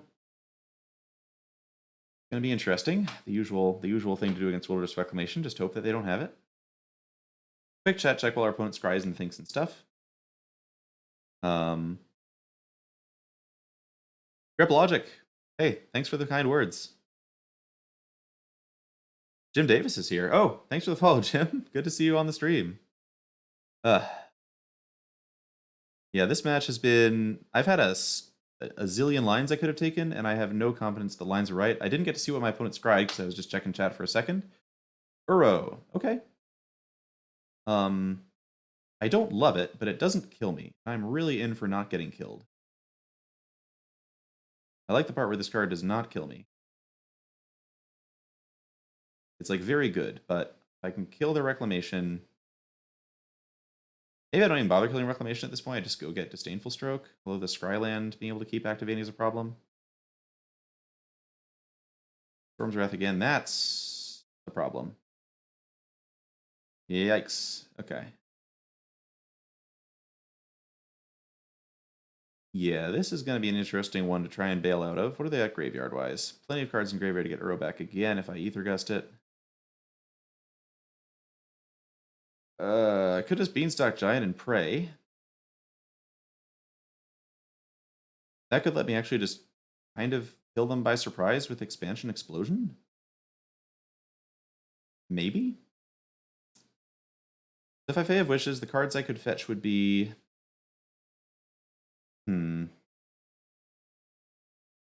I could Fae of Wishes and really hope to hit a Brazen Borrower off of Escape the Wilds after doing that. I could also get Mystic Repeal, Bouncing Wilderness Reclamation, Ether Gust, Bounce Uro, and then be able to double shoot the Brazen Borrowers with this Bone Crusher Giant if they decide to cast those. Which puts them back to not having Reclamation play, but they still have an Uro that can come out the next turn, and I'm forced to try and defend myself with Beanstalk Giant, which feels loose. Okay, I think I'm going to do this. Plan here is that we're going to get to use Escape to the Wilds and somehow not die as a result of doing that. I think we have to play to win rather than playing not to lose here. That's how I'd put this. So I want to get something that draws me some cards.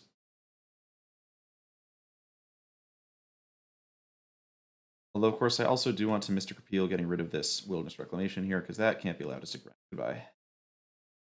They're going to get an attack in with Uro, but I have Bone Crusher Giant, which should save me from dying. And then hopefully they don't have a counter spell to counter Escape the Wilds next turn.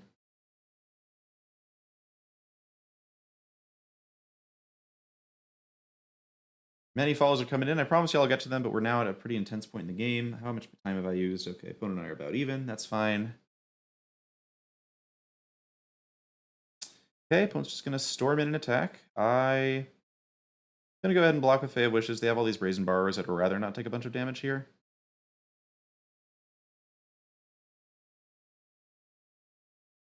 How much mana does the opponent have over there by chance? 12? 12, okay. Wilderness Reclamation comes down again, so I'm dead to a lot more. That's fine, whatever.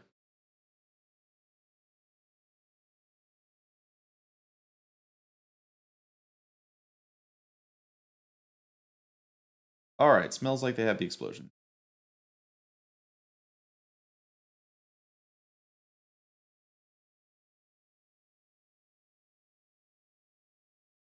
Yeah, this game would have looked really different if I hadn't realized they were if I had realized they were Wilderness Reclamation from the beginning. Might have been able to skill them with aggro from that Innkeeper into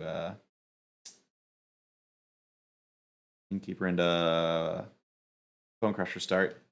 But now we know going into game 2, I think we gain a lot of not from knowledge. I think sideboarding against us is pretty hard for them. Let's see how this goes. I want Aether Gusts. I like keeping Disdainful Stroke in the side. I like having one piece of enchantment removal main and one in the side. I'm not a big fan of Fae of Wishes. I just don't have as many targets for it now. I'm happy to put one of those in the side.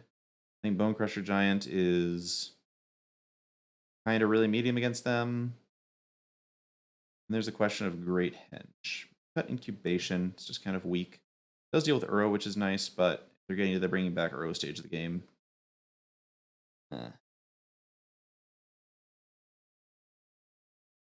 Yeah, so there's always two ways you can approach this. You can approach this as you're trying to go over the top of them, or you can approach it as this is an aggro matchup. I find that the fact that they're the Storm's Wrath rather than Nissa version makes me much less inclined to go for the aggro version. Instead of trying to go over the top by keeping in all my ramp and my escapes. This might be the wrong approach.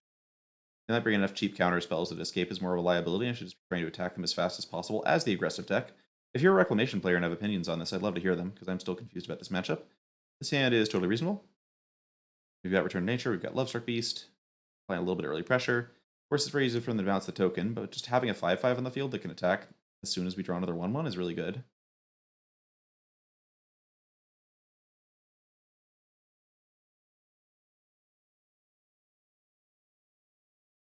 We're looking for here, not more lands at this point. I think I'd rather have Clover, more 1/1s, pretty much anything. Okay, that means no Brazen Borrower right now. That's cool. Might mean turn 3 Reclamation. But let's put the pressure on while the pressure pudding is good.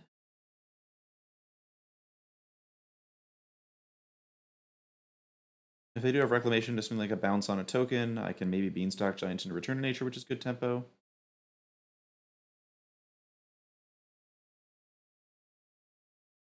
Okay, Reclamation down, sure.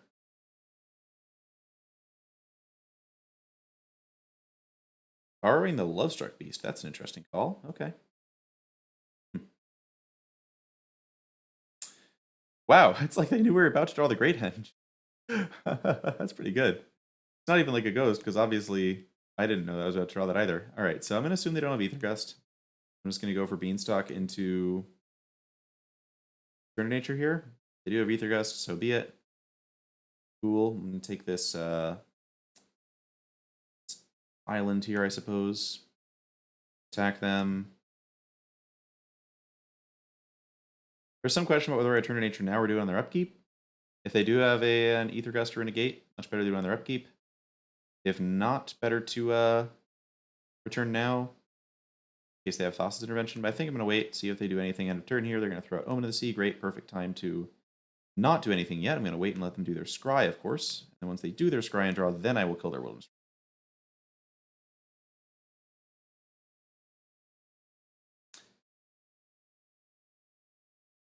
Goodbye. Okay, so game feeling pretty even so far. The fact that Great Henge is available is really nice. But Bones deck is very good. Certainly glad they're not the Nissa version here. As far as I know.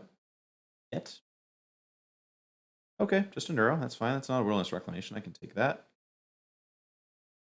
And they didn't hit a land off it. Cool, cool, cool. In for that. Nice. All right, let's do some attacking.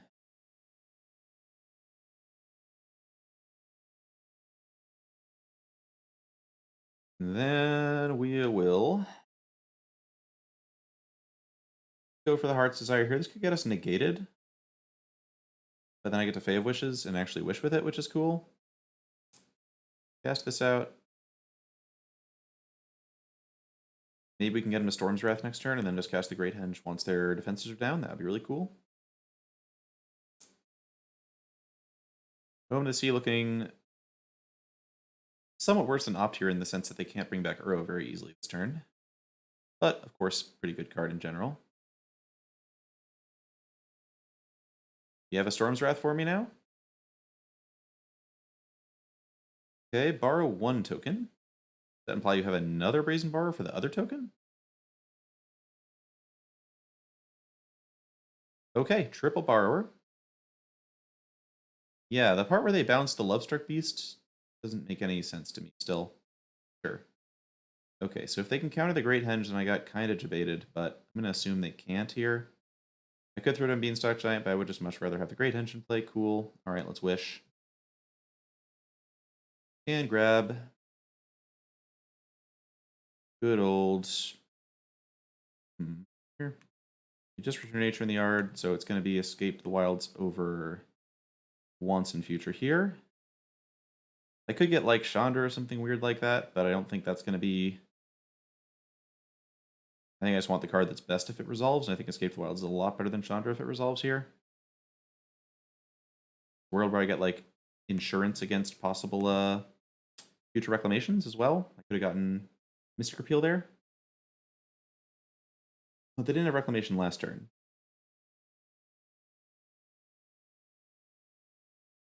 Okay, just drawing some cards. In for that. Let's draw some cards of our own. Those are good ones. I like all of those. Okay, so now we just get to go Forest Clover, Lovestruck, make some tokens, hold up Ether Gust, get some attacks in, have a double bounce up. Lots of good stuff here.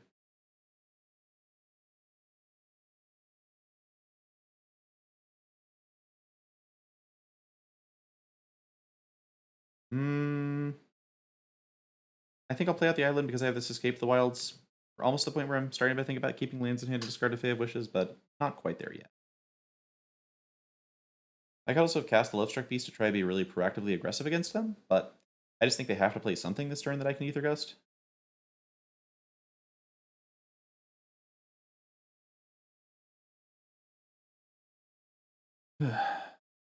No, they're really not going to do that, huh? Okay. So I think I just cast Brazen Borrower then. Put a little bit more pressure on him.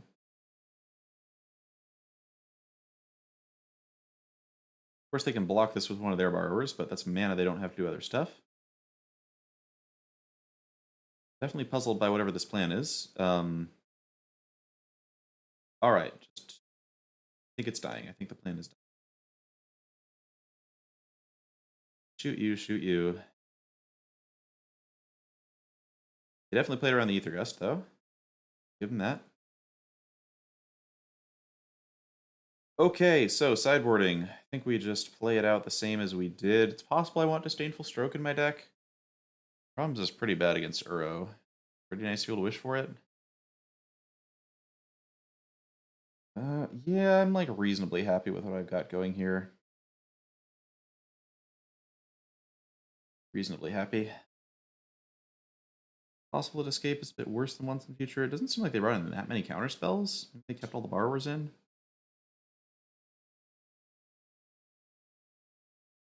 Yeah, quick check on chat here. Pitcast, I'm sort of switching back and forth between games and chat here because I'm trying to play really hardcore serious laddering, stay on top of number 1 stuff here. But I'm trying to get back and see some chat stuff here. Pitcast, glad you were able to climb so well. Third gust got replaced. Yeah, so I basically replaced the gust and a negate with a expansion explosion and what was the other thing I threw in here? There was something. What was it? Huh.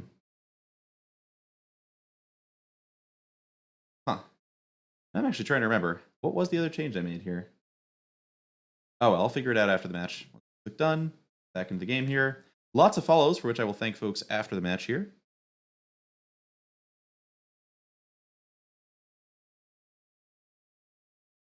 Casey, go off AC. That might be right. I find that Lovestruck Beast surviving Storm's Wrath is just really nice. Okay, I'll keep that. Oops, I did the thing where I like clicked on the screen somewhere and it just kept the hand automatically. I gotta watch out for that when I'm switching between windows, but this is still a keep. It looks weird, I know, but just being able to like curve out with a bunch of card draw, like puts a bunch of good stuff on the board, and you do need lands at some point, but I like just being able to curve out with a little bit of early aggression, forcing our opponent to Storm's Wrath maybe instead of Reclamationing. Like just turn one Innkeeper into a curve with some creatures in it, given that our opponent hasn't shown us Bone Crusher Giant or Scorching Dragonfire. They might have those things, but I'm guessing in fairly low quantities. Makes me happy. If they'd killed my Innkeeper, I'd have been very unhappy, but I think I like this hand more than the average mulligan. It's in a matchup where we really want a lot of our resources to be able to go long. Alright, Uro does gain them some life. That's fine.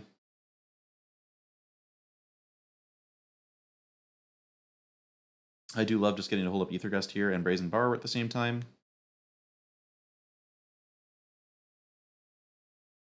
We're gonna need some lands at some point, but that's okay. We'll find them.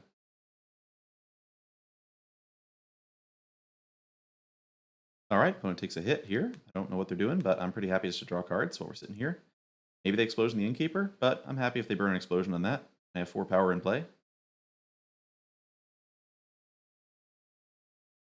Nightpack Ambusher. Okay. That card doesn't seem very good. Note to folks who... Yeah, alright, so what am I doing here? So I think I can basically just ignore the Ambusher. Like, I really don't care about it at all. I'm just going to take this time to Beanstalk Giant and get a red source out. Because then I can just bounce the Ambusher or Aetherguster or something at the end on my opponent's second main phase or something.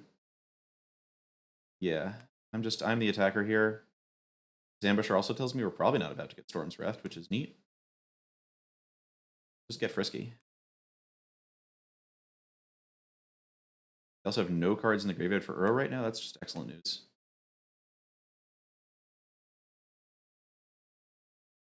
Okay, they're going to attack, sure.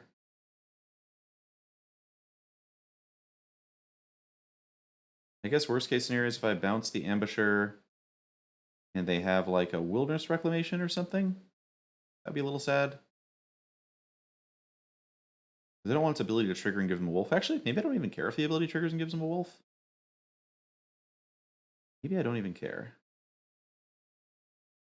I'll bounce it, I think. See how this goes. The fact they didn't play Wilderness Reclamation in the previous turn does make me think they don't have it now. And I just like tying up their mana. If they counter this, they're not getting a wolf.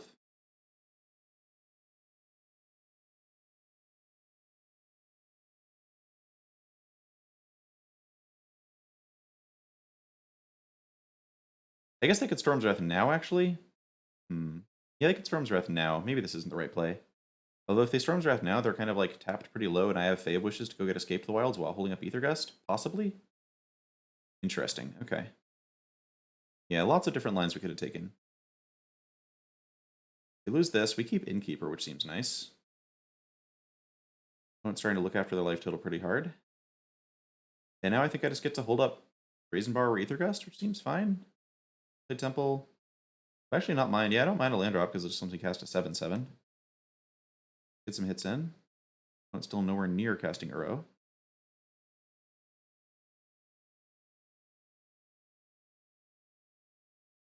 I have Storm's Wrath, I can disgrace Brazen Bar after that's all said and done. Sure, let's just cast Brazen Bar, draw a card. It doesn't have Flame Sweep anymore.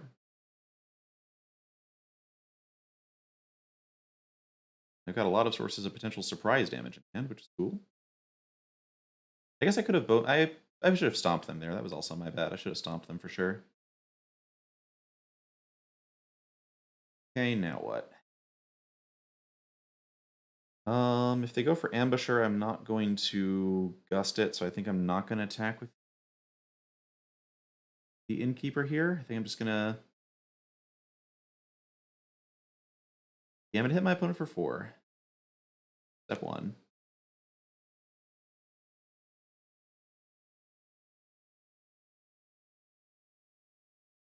Could cast Beanstalk Giant, but it seems like it would open me up to a blowout. I could use Beanstalk Giant. I don't want to run headlong into Storm's Wrath if I can avoid it, so I could use Fae of Wishes. Let's start with this.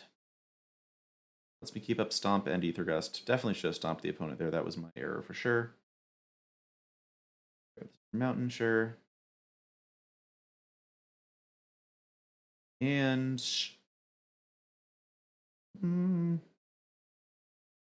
could play the other Innkeeper, and then if they use Storm's Wrath, I can Ether Gust it. If they counter that, I can then resolve Beanstalk Giant safely.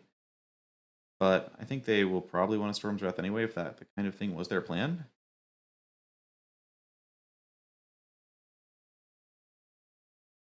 Sacking Omen of the Sea is a good sign. Close game for sure. And I have a feeling that in addition to bringing a Nightback Ambusher, which I don't think our opponent should have done, they might have played some other stuff weirdly this game. But right now, they don't seem to have Storm's Wrath. Burrow is still a ways from coming back. They're almost dead. They're attacking with a Nightback Ambusher. Okay, no blocks.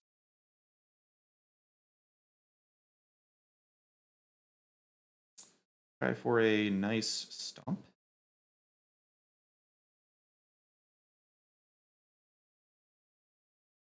Okay, I don't know what was in their hand, but whatever it was didn't interact with what I was doing. Yeah, I've been told by a couple of my teammates, some very, very good players, that they tested some Clover against Reclamation and found that Reclamation was indeed very favored, which would not surprise me. Matchup feels terrifying every time I play it, but we did win that one. Thanks for the follows.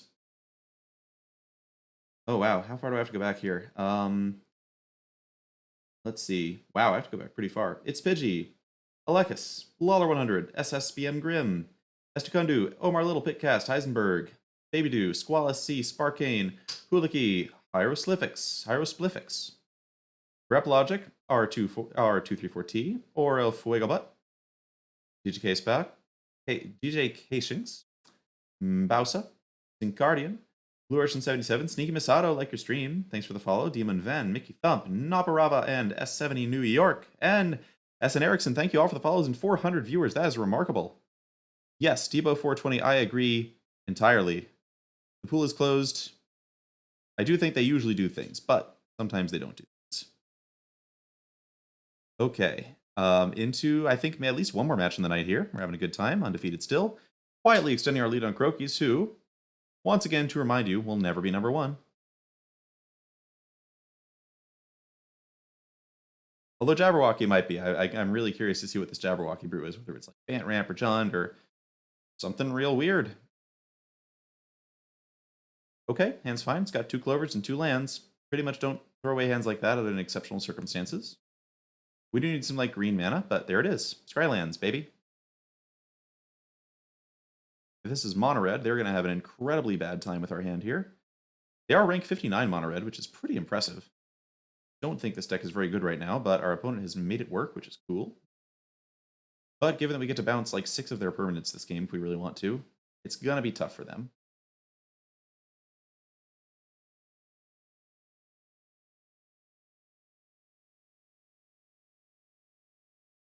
Okay. Opponent has some stuff to do. I guess if they like cast like 5 spells this turn, that could be bad. They're hitting for 5, which is nice. What are they taking with Robber there? Oh, they took a Lovestruck Beast. That's kind of cool. It's something I can bounce, which is nice. All right, so how scared am I of getting cleaved right now? I think I'm scared enough that I'm into just going with the double token play and the double bounce play.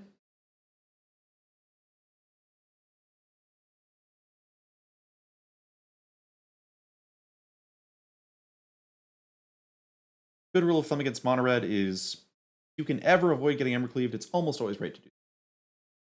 Because their draws, as long as you have a pretty good draw, the draws they have without Ember Cleave are just, they just have a really hard time actually getting through you.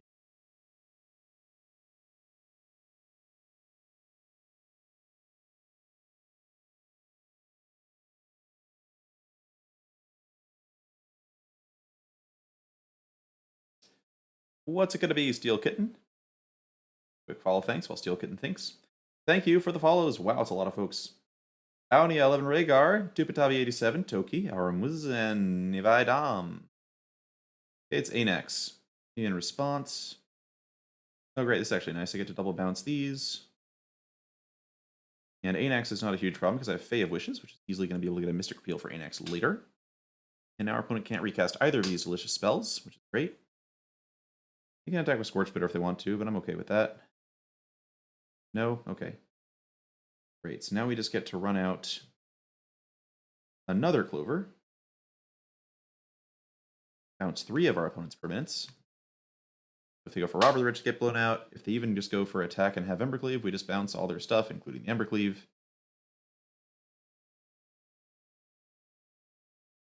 Double Clover hands are very, very, very, very good.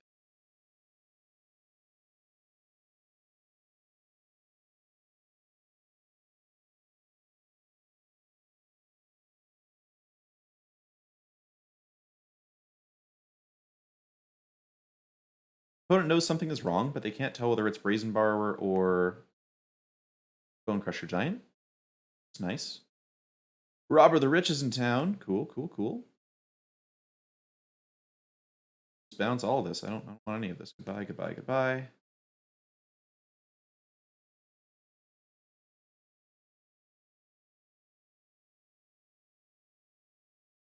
And the second we draw like a Bone Crusher Giant or something, this game gets just dumped right in the trash can for them.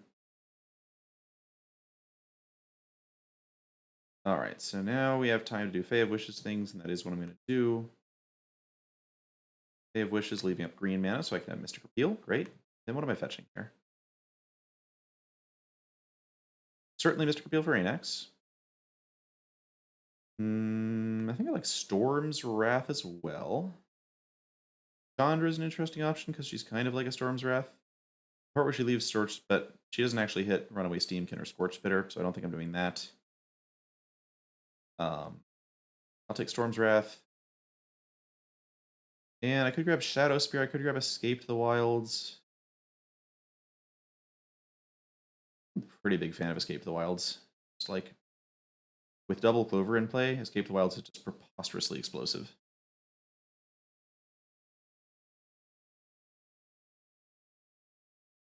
Possible getting some kind of like Ether Gust type card like an instant Embercleave would have been good there, but our opponent can actually keep creatures on the board. Embercleave isn't really that scary.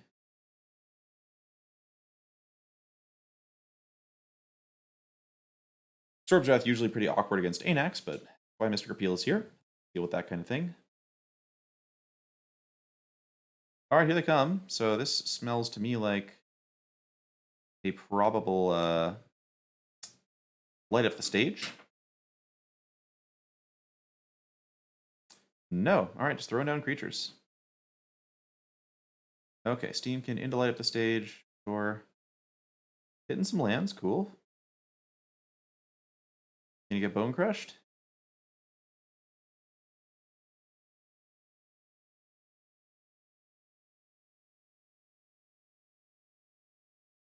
Alright, so they're saying to me, throw out that Storm's Wrath right now, you coward.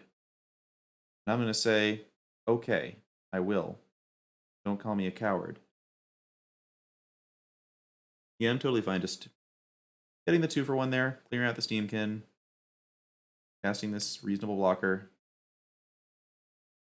Your Anax is basically turned off. This isn't even really a card. Escape the Wilds gets to come and possibly find me more interaction. Opponents played this game out like in a pretty interesting way. They could have a hand that would be capable of killing us from here. Especially given they've used up 2 of our borrowers already.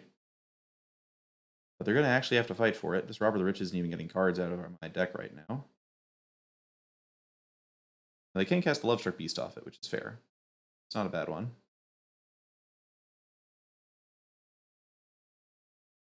I guess they could also use the Stomp. Use Rimrock Knight. Okay, that's not bad. Still happy with the blocking decision, but they managed to do some stuff there. Okay, they use the Bone Crusher Knight before it goes away. Makes sense. So I've got some choices. I could either go Lovestruck Beast, Brazen Borrower, or I could just escape the wilds and see what Lady Luck brings me. Given that I can cast Lovestruck Beast anyway with Escape the Wilds, I'm pretty down for Escape the Wilds here. Wow, okay. That was a lot of stuff that just happened. But the good news is these Beanstalk Giants are free. So guess what I'm doing today?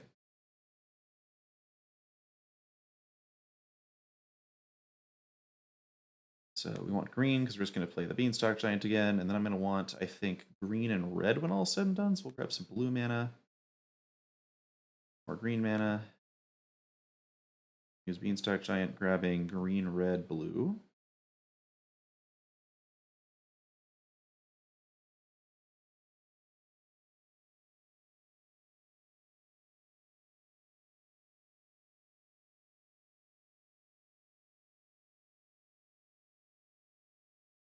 Edgewalling Keeper can get shocked, but if they try to stomp on Edgewalling Keeper, we can kill it in response with our own Bone Crusher Giant, which is nice.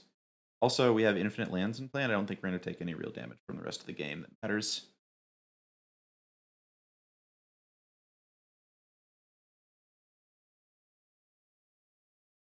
I bet chat liked that turn. Sorry, chat. I have a tiny monitor right now, and I can't read you at the same time I'm playing this sweet game of Magic, but the deck did the thing it was supposed to do, even though we hit 0 lands off at Escape the Wilds, which was pretty funny. Alright, opponent's just going to go ahead and do this. I'm just going to stomp you. Robber. The Anax still is not a card because of Mystic Repeal. Made my opponent's game plan way more awkward. Or no, they might even have another Anax in hand. But it's just like way too bad to use it 3 mana to play a card that I remove for 1 mana. Now they could kill Innkeeper, but I have another one. It's fine.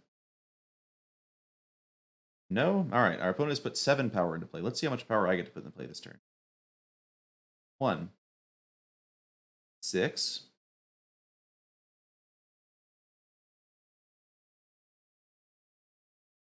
7. 21. I'd like to leave up 2 colors, please. Thank you.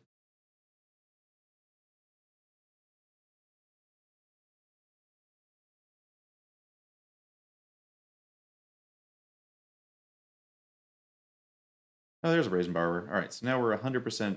It is 100% impossible for us to lose. No sequence of cards our opponent could play from here, I believe, that would kill us. I guess 4 shocks. Sorry, they could have 4 shocks. Be on the lookout for that play, but next turn we get Shadow Spear, and then 4 shocks won't matter.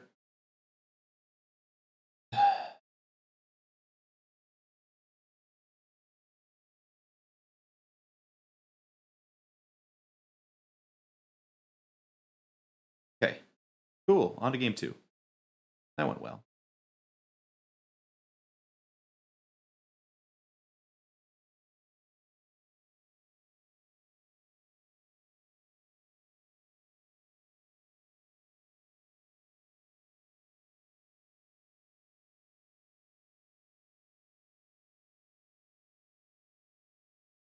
It's always a question about relieving Storm's Wrath in the sideboard or not. Certainly when I'm on the draw, I did kind of just like having the deck to mines. I think it's like a little too hard to hit it off of the phase.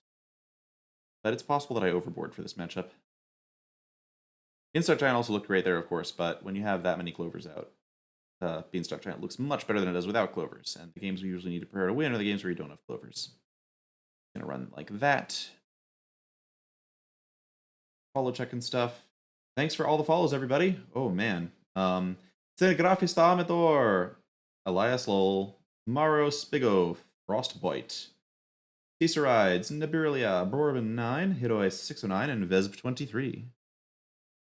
Blind Judge 3. What deck is not a good matchup against my deck? Do you mean what deck is bad against me, or what I'm bad against? Slightly confused. This hand is weird and interesting.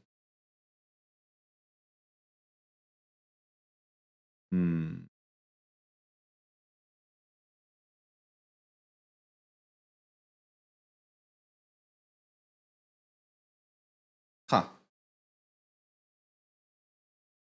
I'm going to try this. It's really, really broken if I get any copies of Lovestruck Beast, Bone Crusher, or Brazen Bar within like the first 3 turns of the game. Bay of Wishes is also pretty good with a turn 1 Edgewalling Keeper. So I'm going to try this. It's possible we just like die doing nothing. But Aethergust is also pretty good.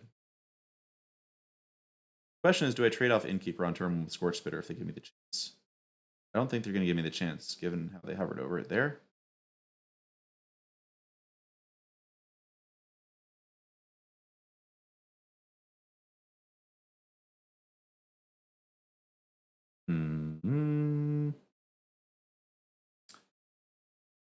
I think I trade. That was a close question. Not sure it was right. A Lovestruck Beast, maybe slightly punishing, but also just excellent with all these clovers. Just gonna slam Clover here. I don't think I need to kill the Steamkin right away. They turn out to have Ember's Shieldbreaker. I'll be a little sad. Ember's Shieldbreaker is not that good against us anyway. Good for killing Clovers, but being a 2/1 is bad. Okay. Opponent possibly missing a land drop here.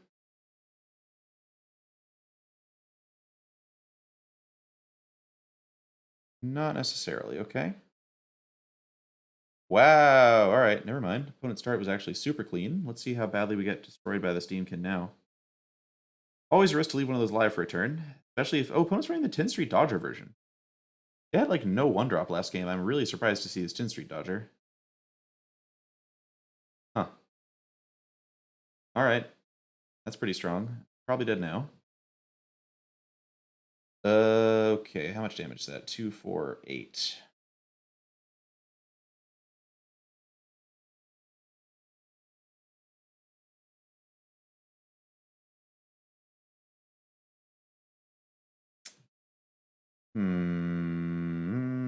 This Return Nature looking kind of silly compared to what a Beanstalk Giant might be able to do here.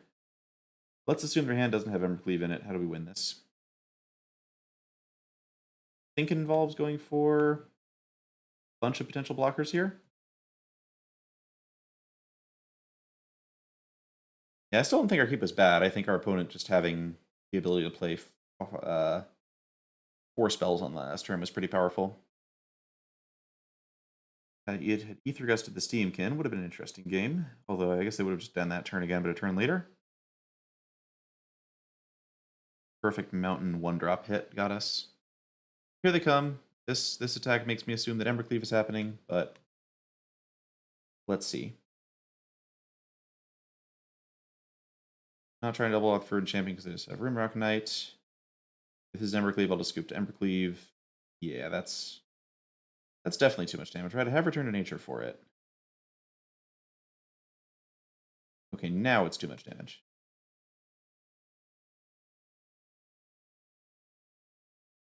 Alright, so that was Mono Red's best possible draw on the play. And we died. Unsurprising.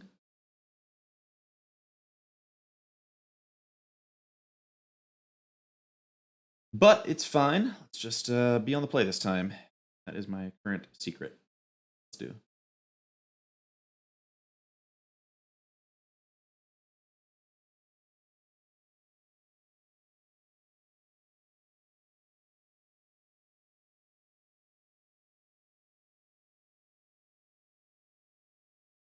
I'll enjoy playing against red decks when they don't have Runaway Steamkin anymore. I feel like it just adds an element of silliness.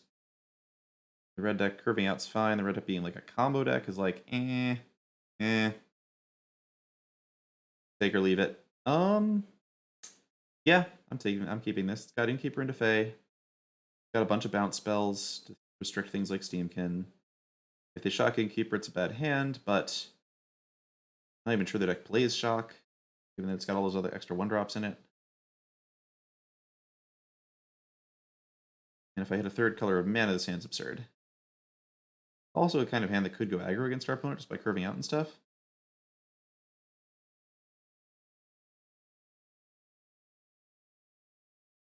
Okay, that's a good one.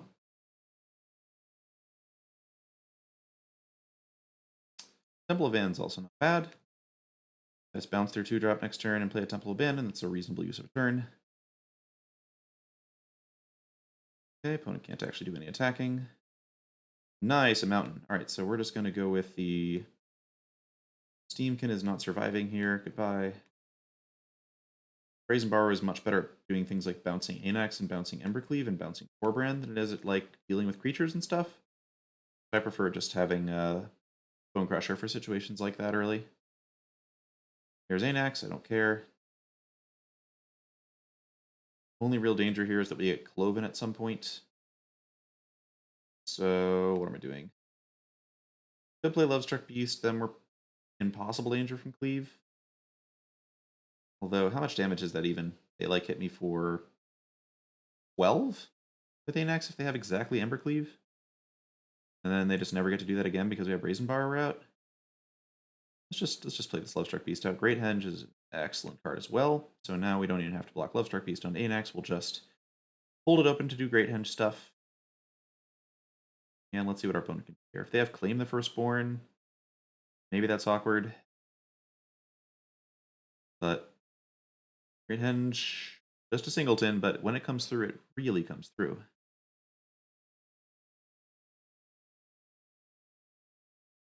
Quick follow check as our opponent thinks through the turn. Thanks for the follows, MTG Matt 2653 and Mastack 89. Everybody, thanks for helping each other in the chat, by the way. I know I can't be engaging very much with chat, but I'm super happy to see folks actually like helping each other out. All right, well, I'm gonna make this block. For opponent cleaves, I don't especially care. Just want to keep Lovestruck Beast alive. Oh no, they got their combo. They got their combo. How will I win the game now?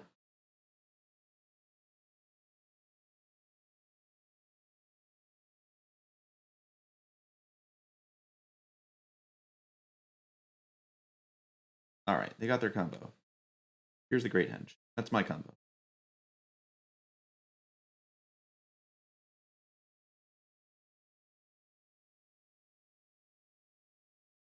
Do I attack with Lovestruck Beast yet? Yeah, I think I start getting a little bit of offense in at him. Nah, let's not do that. I'll attack with this 1/1 and this other 1/1. There we go. This Satyr can't block, so this is a perfectly safe attack. Leave back the two cards that are actually good blockers.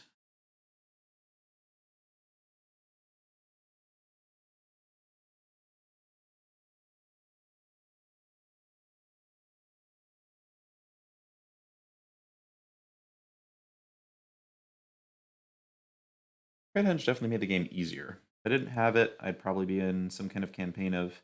I mean, I'd still be bouncing their Anax and like playing creatures and drawing cards off them with Innkeeper. Thorbrand is here, okay. Card does not scare me very much. Who's attacking? Anax is attacking. Perish the Thought. Alright, so if I bounce the like Embercleave, I could just block and kill Anax. Or I could just bounce Anax. Which of these do I want to do more? I just want to bounce Anax.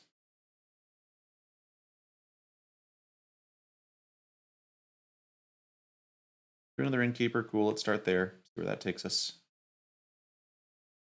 Be nice to find like an Ether Gust for the Torbrand.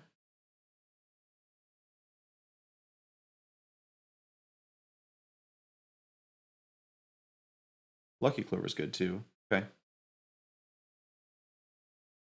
Another Innkeeper. Let's just go with Clover. I guess just double bounce probably ends the game, right? Like our opponent's probably just going to scoop to this.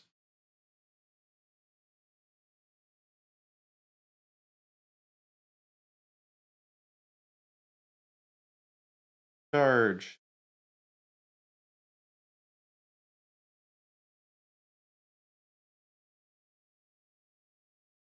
All right, that's mono red down for the night. Facey got Facey, that's the goal. Oh wow, we were hosted by Magic. That's a good host. Thanks. Yeah. Any other chats to address here? Nope. All right. Good night, Pickcast. And thanks for the follow, Jinkataxius. Let's see. Let's do one more match for the night. We're on a good streak here. One more match, and I'm going to feel pretty good about having 1-6 straight pass back to number 1. I might get overtaken by Jabberwocky. It'll be fun to see what happens. But I think I have time for just one more tonight.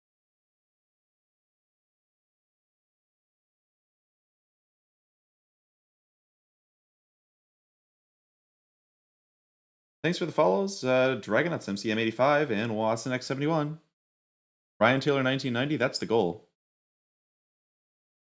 Thank you, Berglion. That's really nice. I expect that it'll be interesting. It's quite possible that this weekend some of the people playing the deck will be better with it than me, because there will be pros who are better at the game than I am, who have now gotten the chance to practice a bunch and maybe even build better sideboards. I'll be really interested to see what folks come up with. Lantern Toe. What do I not like seeing when I'm playing the deck? Discard. That takes my Lucky Clovers. I hate that. It's a lot better than Artifact removal because I never have any chance to get any value off the Clover. What else? I don't know. What else do I hate seeing? Wilderness Reclamation. There, I don't like seeing Wilderness Reclamation. Nissa is also annoying, but normally she comes in decks that don't protect her well enough for her to be really threatening. Alright, so this is just a turn 1 Temple hand. Depending on what our opponent's first land is, we may or may not run out this Innkeeper. Depends on whether I think they can kill the Innkeeper or not. Because Innkeeper really is pretty essential to the hand. I'm going to bottom this Breeding Pool. We have enough shock lands at the moment.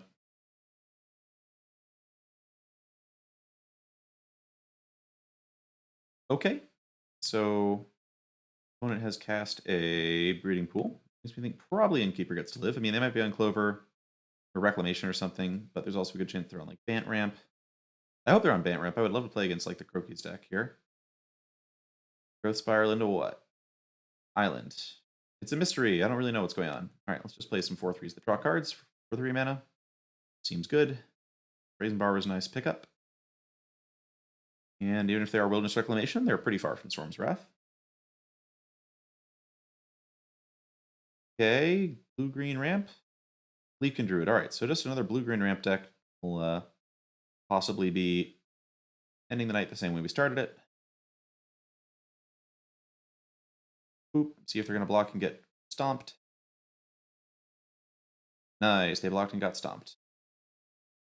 Now you have the choice of either leaving up Brazen Borrower or using Beanstalk Giant this turn. Seems to me like a clear case of use Beanstalk Giant this turn. Grab an island.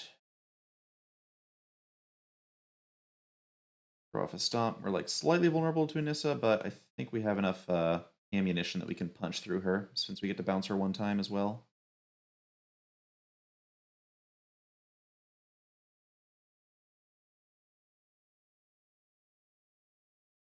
Temur Adventure Aggro. Risen Reef. That's not Anissa. Our opponent played a card that wasn't Anissa, and now they're in very big trouble. Okay, so we have some options. I could do Lovestruck Beast plus token plus bounce. I could do Bone Crusher Giant plus Lovestruck Beast and just have 9 power on the battlefield this turn. Yeah, the more I think about it, the more I like the idea of just playing 2 adventure creatures. I don't think that this Innkeeper is going to die against this deck, so I don't need to worry so much about my opponent potentially leaving Lovestruck Beast unable to attack. So before we play our land, we'll play our card draw spell in case we draw an untapped painless land the way we did there. And now we have Brazen Borrower and Escape the Wilds next turn at the very least.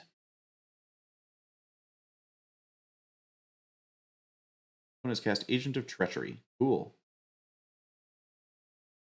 Agent of Treachery is once in a while pretty good against us, but not when we have Brazen Borrower. Does not work very well when we have Brazen Borrower. I'm going to cast Escape the Wilds first, I guess. You have a blue just in case. It makes it a little harder for me to kill them next turn, but makes it much more likely I get them in the long run. Wow, that was an awkward set of cards, huh? Okay. Well.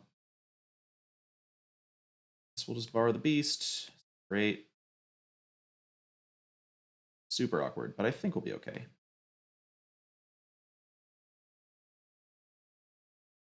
Won't drop into 3, which means they're dead to Fae of Wishes fleeing next turn, unless they gain a bunch of life. Cavalier of Thorns does not gain them any life. I think they're dead.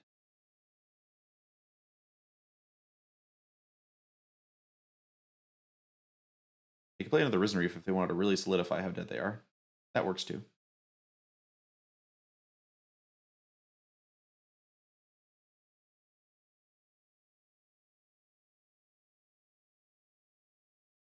Okay, Temur aggro with just a little bit of burn. I guess I'll play the Lucky Clover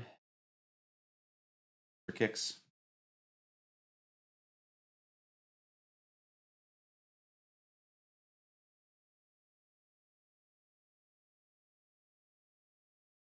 I guess I could just grab Explosion as a direct damage spell. That's fun too. Now they know they have the combo, but that's fine.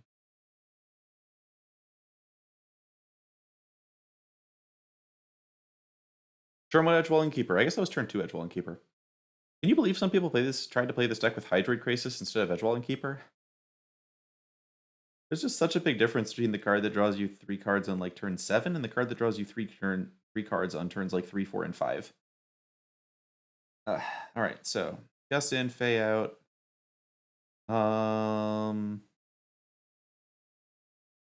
Incubation out. Actually, I just like Bone Crusher against this deck, I think. I used to take out Bone Crusher because it couldn't kill things with one stomp, but the fact that it kills Risen Reef and is good against, like, at getting in random Nissa damage and stuff. This is a nice card. Okay. Seems pretty clean. Could bring in a Disdainful Stroke, but I like being a little more aggressive in this matchup. I could cut an Escape for a Stroke. Maybe that's right to do. Yeah, let's try the cut Escape for a Stroke plan. See how that works. Experiment with different things here. 424 viewers. Good lord. Thank you, everybody, for coming along. And thank you for the raid, Sidra Kissbad. I definitely watched your stream a bunch. It's good to have you popping in. Ooh, can't be doing this. Can't be doing this hand. Sadly. This one is kind of bad, but we'll keep it. Get a little bit of blue mana. Maybe we get enough aggro to win, but not looking great here, too.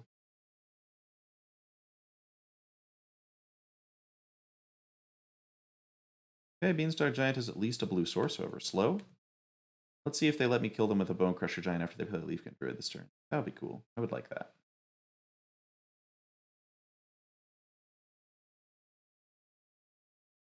Okay, that's no fun.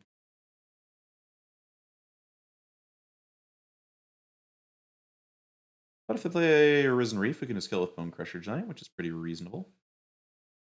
Oh, opponent drew no lands and died. Okay, well, sure. I guess that's kind of like a limp end to the stream. Sorry about that, everybody. Let me darn, maybe we'll fit one more match in there because that was kind of anticlimactic. Thanks for the follows, by the way. Time Walk TV, Bird West, Mars Cannoneer, Shoanel Anon, 333777, and Confines of Fear. F indeed. Sarides. I used to play Pulse Marasa, but I think Shadow Spear just works better. Decks like Gruul, Aggro, and Mono Red, which are the ones you most need life gain against, are decks that can't really deal damage to you without attacking you most of the time. And Shadow Spear works fine on blockers, even the same amount of mana to pay and equip as Pulse Marasa is, and it's just way better on offense. Cedric is bad. I will say that I watch everybody sometimes. I'm kind of a Twitch obsessive, so don't take it as a compliment. No, you should take it as a compliment. Your content's kind of neat. Thanks for mem copy for the follow. Jimbo Action. The ladder is reset once a month. It's now about 2 days, 1 day until it resets. So everybody's kind of fighting for that number 1 slot, and we are lucky enough to be there right now. All right, one more. We're trying to end it with a match that ends as expected here, but hopefully a quick one. Maybe Mono Red again.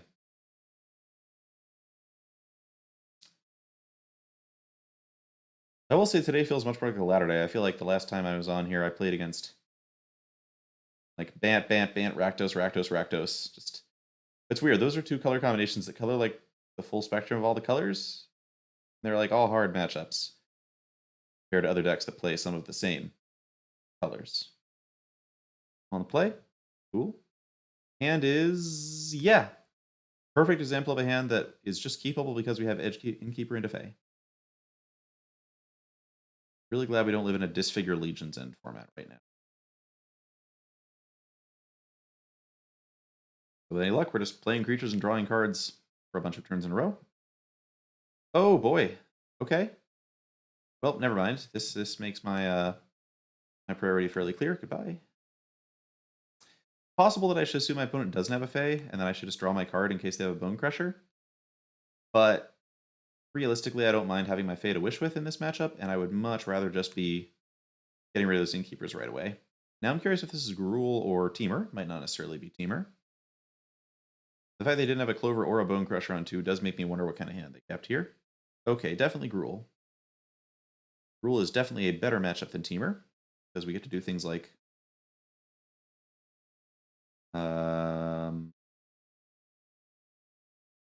I guess I'll attack first in case our opponent's feeling like blocking today.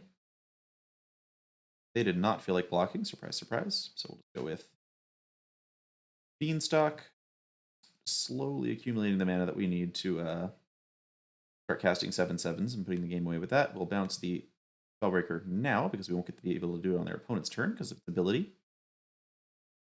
We are at 14 because we shocked a bunch. We do have the initiative and a lot more mana. It decides to cast a 4/4 again. Cool. Ah, Lovestruck Beast is nice. Let's attack first. My opponent's down to block yet. Okay, opponent recognizing that blocking is not the way they win this game. I agree. We're just going to play Lovestruck Beast of 5/5 even if they kill Innkeeper. Having a 5/5 blocker is great. I don't really mind if it can't attack, given that we're about to start playing 7/7s anyway. Edgewall Innkeeper just quietly drawing us 2 cards this game. And it's still on the board. Alright, Domer's Ambush is pretty clean. Opponent realizing they're actually kind of a low life total, and now they can't even attack. Ouch. We have a few options. We could Fae of Wishes for an Ether Gust and just get rid of the Spellbreaker. We could attack into it and then stomp it. We could just play a Beanstalk Giant. I think I'm most worried about here is Embercleave somehow killing us. So I think I'm down for the play. It just lets me get damage in here, although it's close. Plausible that just playing a 7/7 is completely fine in this position, but I do like the okay, yeah.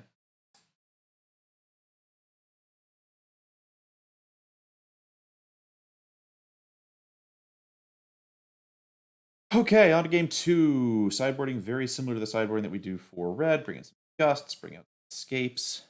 Their deck's a little slower. So it's possible we don't need to go quite as hardcore on getting rid of all of our high stuff. Like Beanstalk Giant is better against them. I don't want to cut 2 copies, I don't think. Fae of Wishes, conversely, is much worse as a blocker against them. It is a card I'm more willing to cut here.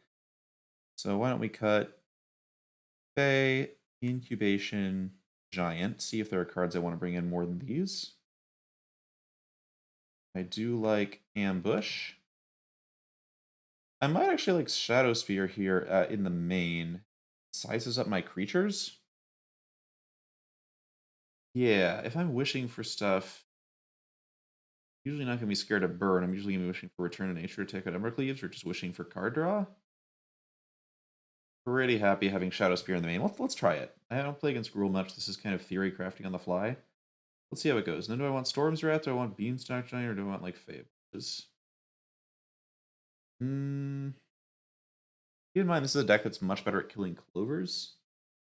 Other decks are, so Beanstalk Giant's probably not amazing in that sense. Painful Stroke's kind of cool, but and for the Miser Storm's Wrath, I think. Yeah, that plays out. Jimbo action. Good question. So, no. One thing that's helpful about our deck is that we play a lot more basics than most 3-color decks because we have Beanstalk Giant to help us fix our colors. This means we take less damage off the mana base than you would expect. Also, Mono Red is not really a deck that can punish you that hard for taking 4 damage off of lands most of the time, at least not if you can stop them on the ground. What tends to happen is that they beat you with like Embercleave and Anax, and it doesn't matter whether you took 2 damage or not at some point there. This hand is a little interesting. It's got Great Henge, which is very good against their deck. They mold, I have a good amount of interaction. I'm going to keep this. I think Bone Crusher Giant's just strong in this matchup. It's close, especially not having the double blue for Borrower is kind of annoying, but I think it's a keep. It's got our colors. It's got a good piece of interaction. Mountain's like the worst draw in our deck there by good amount. Forest also would have been bad. Let's not draw that one. Dry lands are really good. Art 17. Okay, Lovestruck Beast is not going to be attacking us at all, so that's fine. Drawing Clover is great. We are kind of exposing it to getting killed here, but I think that's fine. If they play like a Thrashing Bronson on this turn, I can just kill it with Bone Crusher Giant. They have Ember Shield Breaker. I'm slightly sad, but at least this Return to Nature is not going at Great Henge, which is another bonus. Alright, so we're just going to go with a tapped Stomping Ground here. There's a pretty good chance I'm just going to either bounce a Questing Beast or bounce or stomp this token. This coming turn, if they play like a Spellbreaker, I'm a little sad. Alright, so now I'm just going to bounce the token. And then having Bonecrusher Giant around to kill Innkeeper will make it very hard for Lovestruck Beast to actually attack. And then if they don't play another 1/1, I can just play Borrow Route, and then Great Henge starts to get to the point where it's castable. If they have like Forest Questing Beast, I could be in some trouble. But like a Rimrock Knight doesn't bother me at all, that's fine. Cast this out and start attacking with it. We have now drawn a lot of lands in a row here, of course, which is not my favorite thing. I think it's appropriate to stop the Rimrock and cast the Bonecrusher here, just to have a defense against a Questing Beast next turn. Then we can play their Great Henge the turn after that. And eventually, if we do draw spells, Great Henge does mean we'll win, assuming they don't have another Return to Nature. We could use some spells.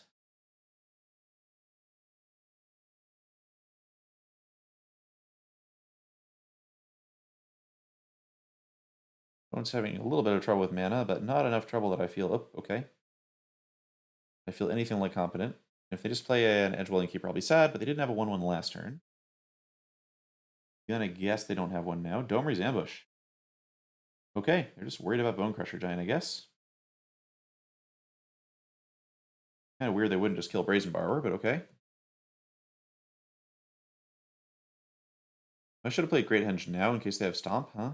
Yeah, I should have played Great Henge because they gave you the chance to do it, and I should have played that main phase. I was like thinking about what if they have Return to Nature, and that was stupid. I might just lose the game because I didn't play my enormous life gain enchantment there. Never mind. I think the answer is instead Never Punished.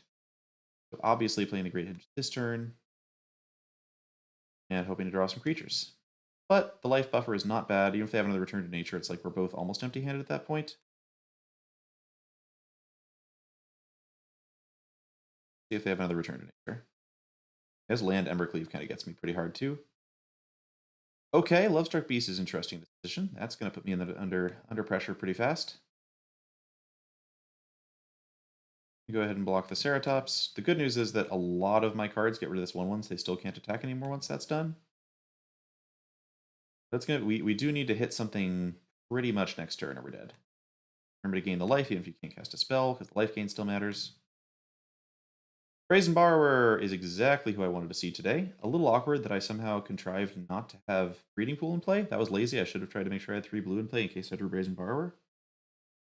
But we're definitely just going to jam this. Bounce this token. Goodbye. They have another 1/1 will be sad, but I'm just trying to draw some cards this turn because some of the cards I draw might be castable. Like that one. Nice. All right, I'm just going to play this out. Not going to bother about stomping anything today. In theory, I could have held the stomp in case they had a 1/1, but I just like the chance of trying to chain stuff together like we're doing here. Nice, that was a good turn. They might kill the Innkeeper, which would be a little sad, but I think we've now solidified our position pretty reasonably. Still scared of 1/1s. Oh, look, it's Shadow Spear. Hey there, Shadow Spear. I'm kind of clean today in main, actually. I like that. I like that. Okay, opponent did not like that. They just gave up. Yay, Shadow Spear. All right, that was a satisfying way to end the stream. I think that was 7 straight wins.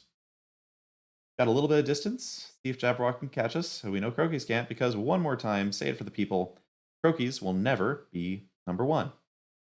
Let me get back to some chat stuff for a second. Thanks for the follows, ONY Boy and Canned Heat. Yep, checking out some folks here.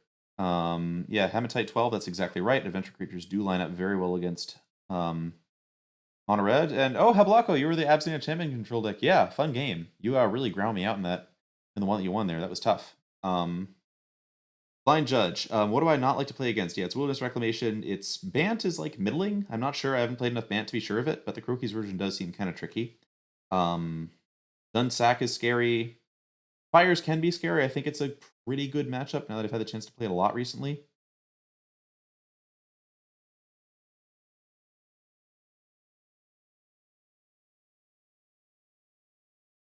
Let's see. Iron Dragon TM. Let me throw it in the chat here real quick.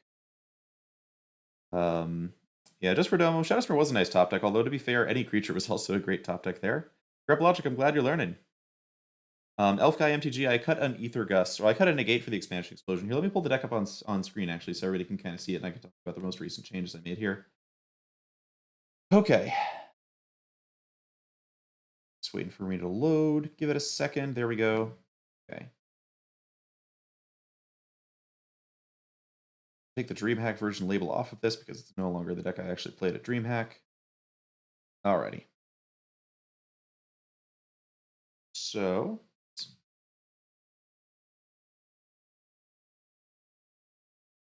recent change to the deck, I just, compared to the DreamHack version, I took Frank Karsten's suggestion. Mildly offered, he wasn't sure, but I cut a Temple of Man and added a Temple of Epiphany just to get more blue sources into the deck. Oh, I was playing with a 14-card sideboard this whole time.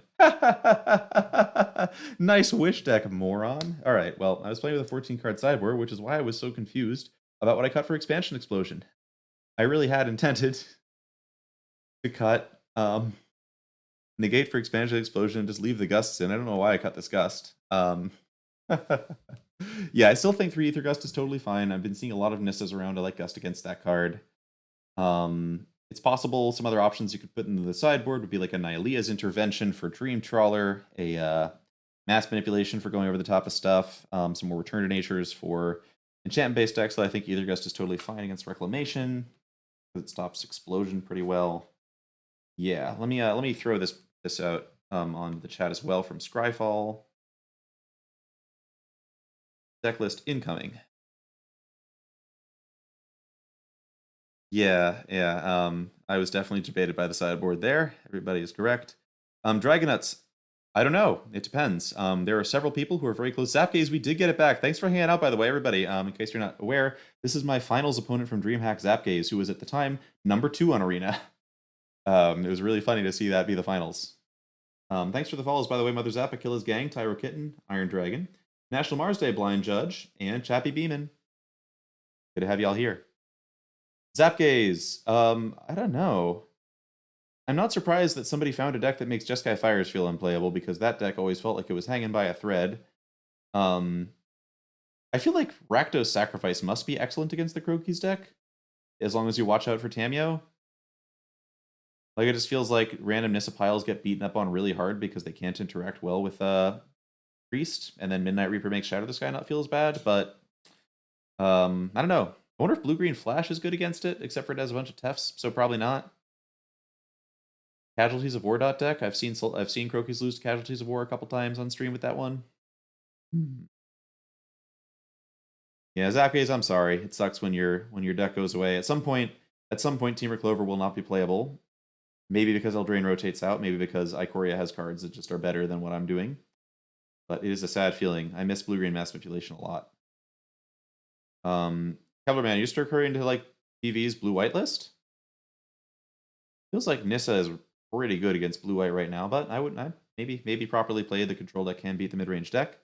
Napalmayans, I am a little more scared of Jund than Red-Black Sacrifice, I think. Although they're both scary. Just like Witch's Oven in general makes a lot of our interaction look really awkward.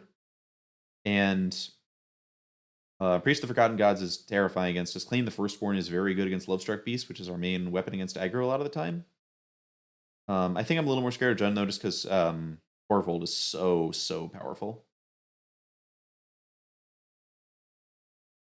Yeah, Gutterbrain, sorry about your Phoenix deck. I just think that Arclight Phoenix had a really good run in multiple formats, and now its time has passed. Yeah, Devo 4, I'm not surprised that Simic can just beat Bant down. Their white interactive spells don't seem great against some of the bigger things that Simic can do. Hedron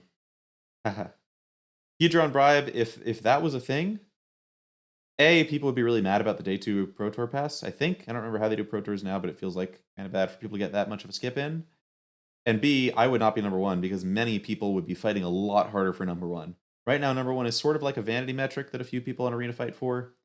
But like you'll notice that like you don't see Paulo on Arena very much. Okay, Paulo's qualified for every Pro Tour. I think a lot of players who prefer to try qualifying by their means would play a lot more ladder if #1 got that kind of privilege. Thanks for the follow. Unpronounceable name in non-English characters. Sorry about that. Zapgaze, thanks for the follow. Bad sign. Necrophier. Golmaro and said Visno. Thank you all for the follows. This, by the way, is we've already played our last match, so if folks are like folks are hanging out here hoping to see some more Magic, that's all I'm going to do. I'm just chatting with the chat for a little bit before we close up. David Albayer, Expansion Explosion. I found enough situations where I wanted it. I think I played against some like very go over the top, a lot more go over the top decks on ladder than I had been seeing. Decks like the Croaky's Bant list or like Blue White Thassa, where just being able to deal 30 damage in the late game is pretty valuable as a closer. Also, I've been thinking a lot more about how powerful Expansion plus Storm's Wrath is. The fact that that just kills Dreamtrawler and kills Nissa and every Nissa land seems like a pretty valuable weapon to have against Bant in those kinds of long games. So I'm trying it. It was pretty reasonable tonight. Killed a person at one point. Banana and Transporter, thanks for the follow.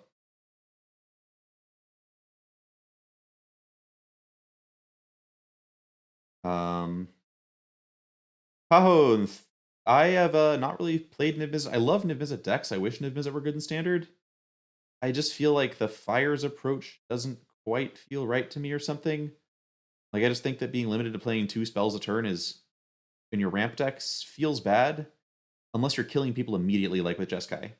If your deck is like a Fires deck, but it's not killing people immediately, it feels like you're too vulnerable on too many axes. I would love to see somebody design more of like a Niv Mizzet mid-range control deck that just had a bunch of good gold spells in it in a natural way. Cyrides. Hardest part of this deck is definitely wishing. Especially wishing in cases where you and your opponent both have a lot of stuff and it's very unclear how you're going to break through. Yeah, I think Keeper Molo can often be difficult this hand because we often rely on drawing cards to put our synergy pieces together, but wishing is just hard. Napalmeons, I think Mass Manipulation could be fine. I think that I'm running Expansion Explosion is sort of like an alternative way to go over decks. I think that is about as good as Mass Manipulation in a lot of places because if you have a Beanstalk Giant, it's just going to deal 20 in games where Mass Manipulation would be good. But it's reasonable. I played Mass Manipulation before when Simic was a lot more popular and it did reasonable stuff. Alicus, I'm just going to drop the deck list into chat again here. It's right there. Napalmeons. I thought about putting a land in the sideboard a lot. If I did have a land in the sideboard, I would really want it to be Fabled Passage, just so I could like color fix. Blast Zone just feels like it. This deck spends its mana so well. We were just spending almost all of our mana almost every turn and almost every game. That Blast Zone is just not the kind of thing we have time to do.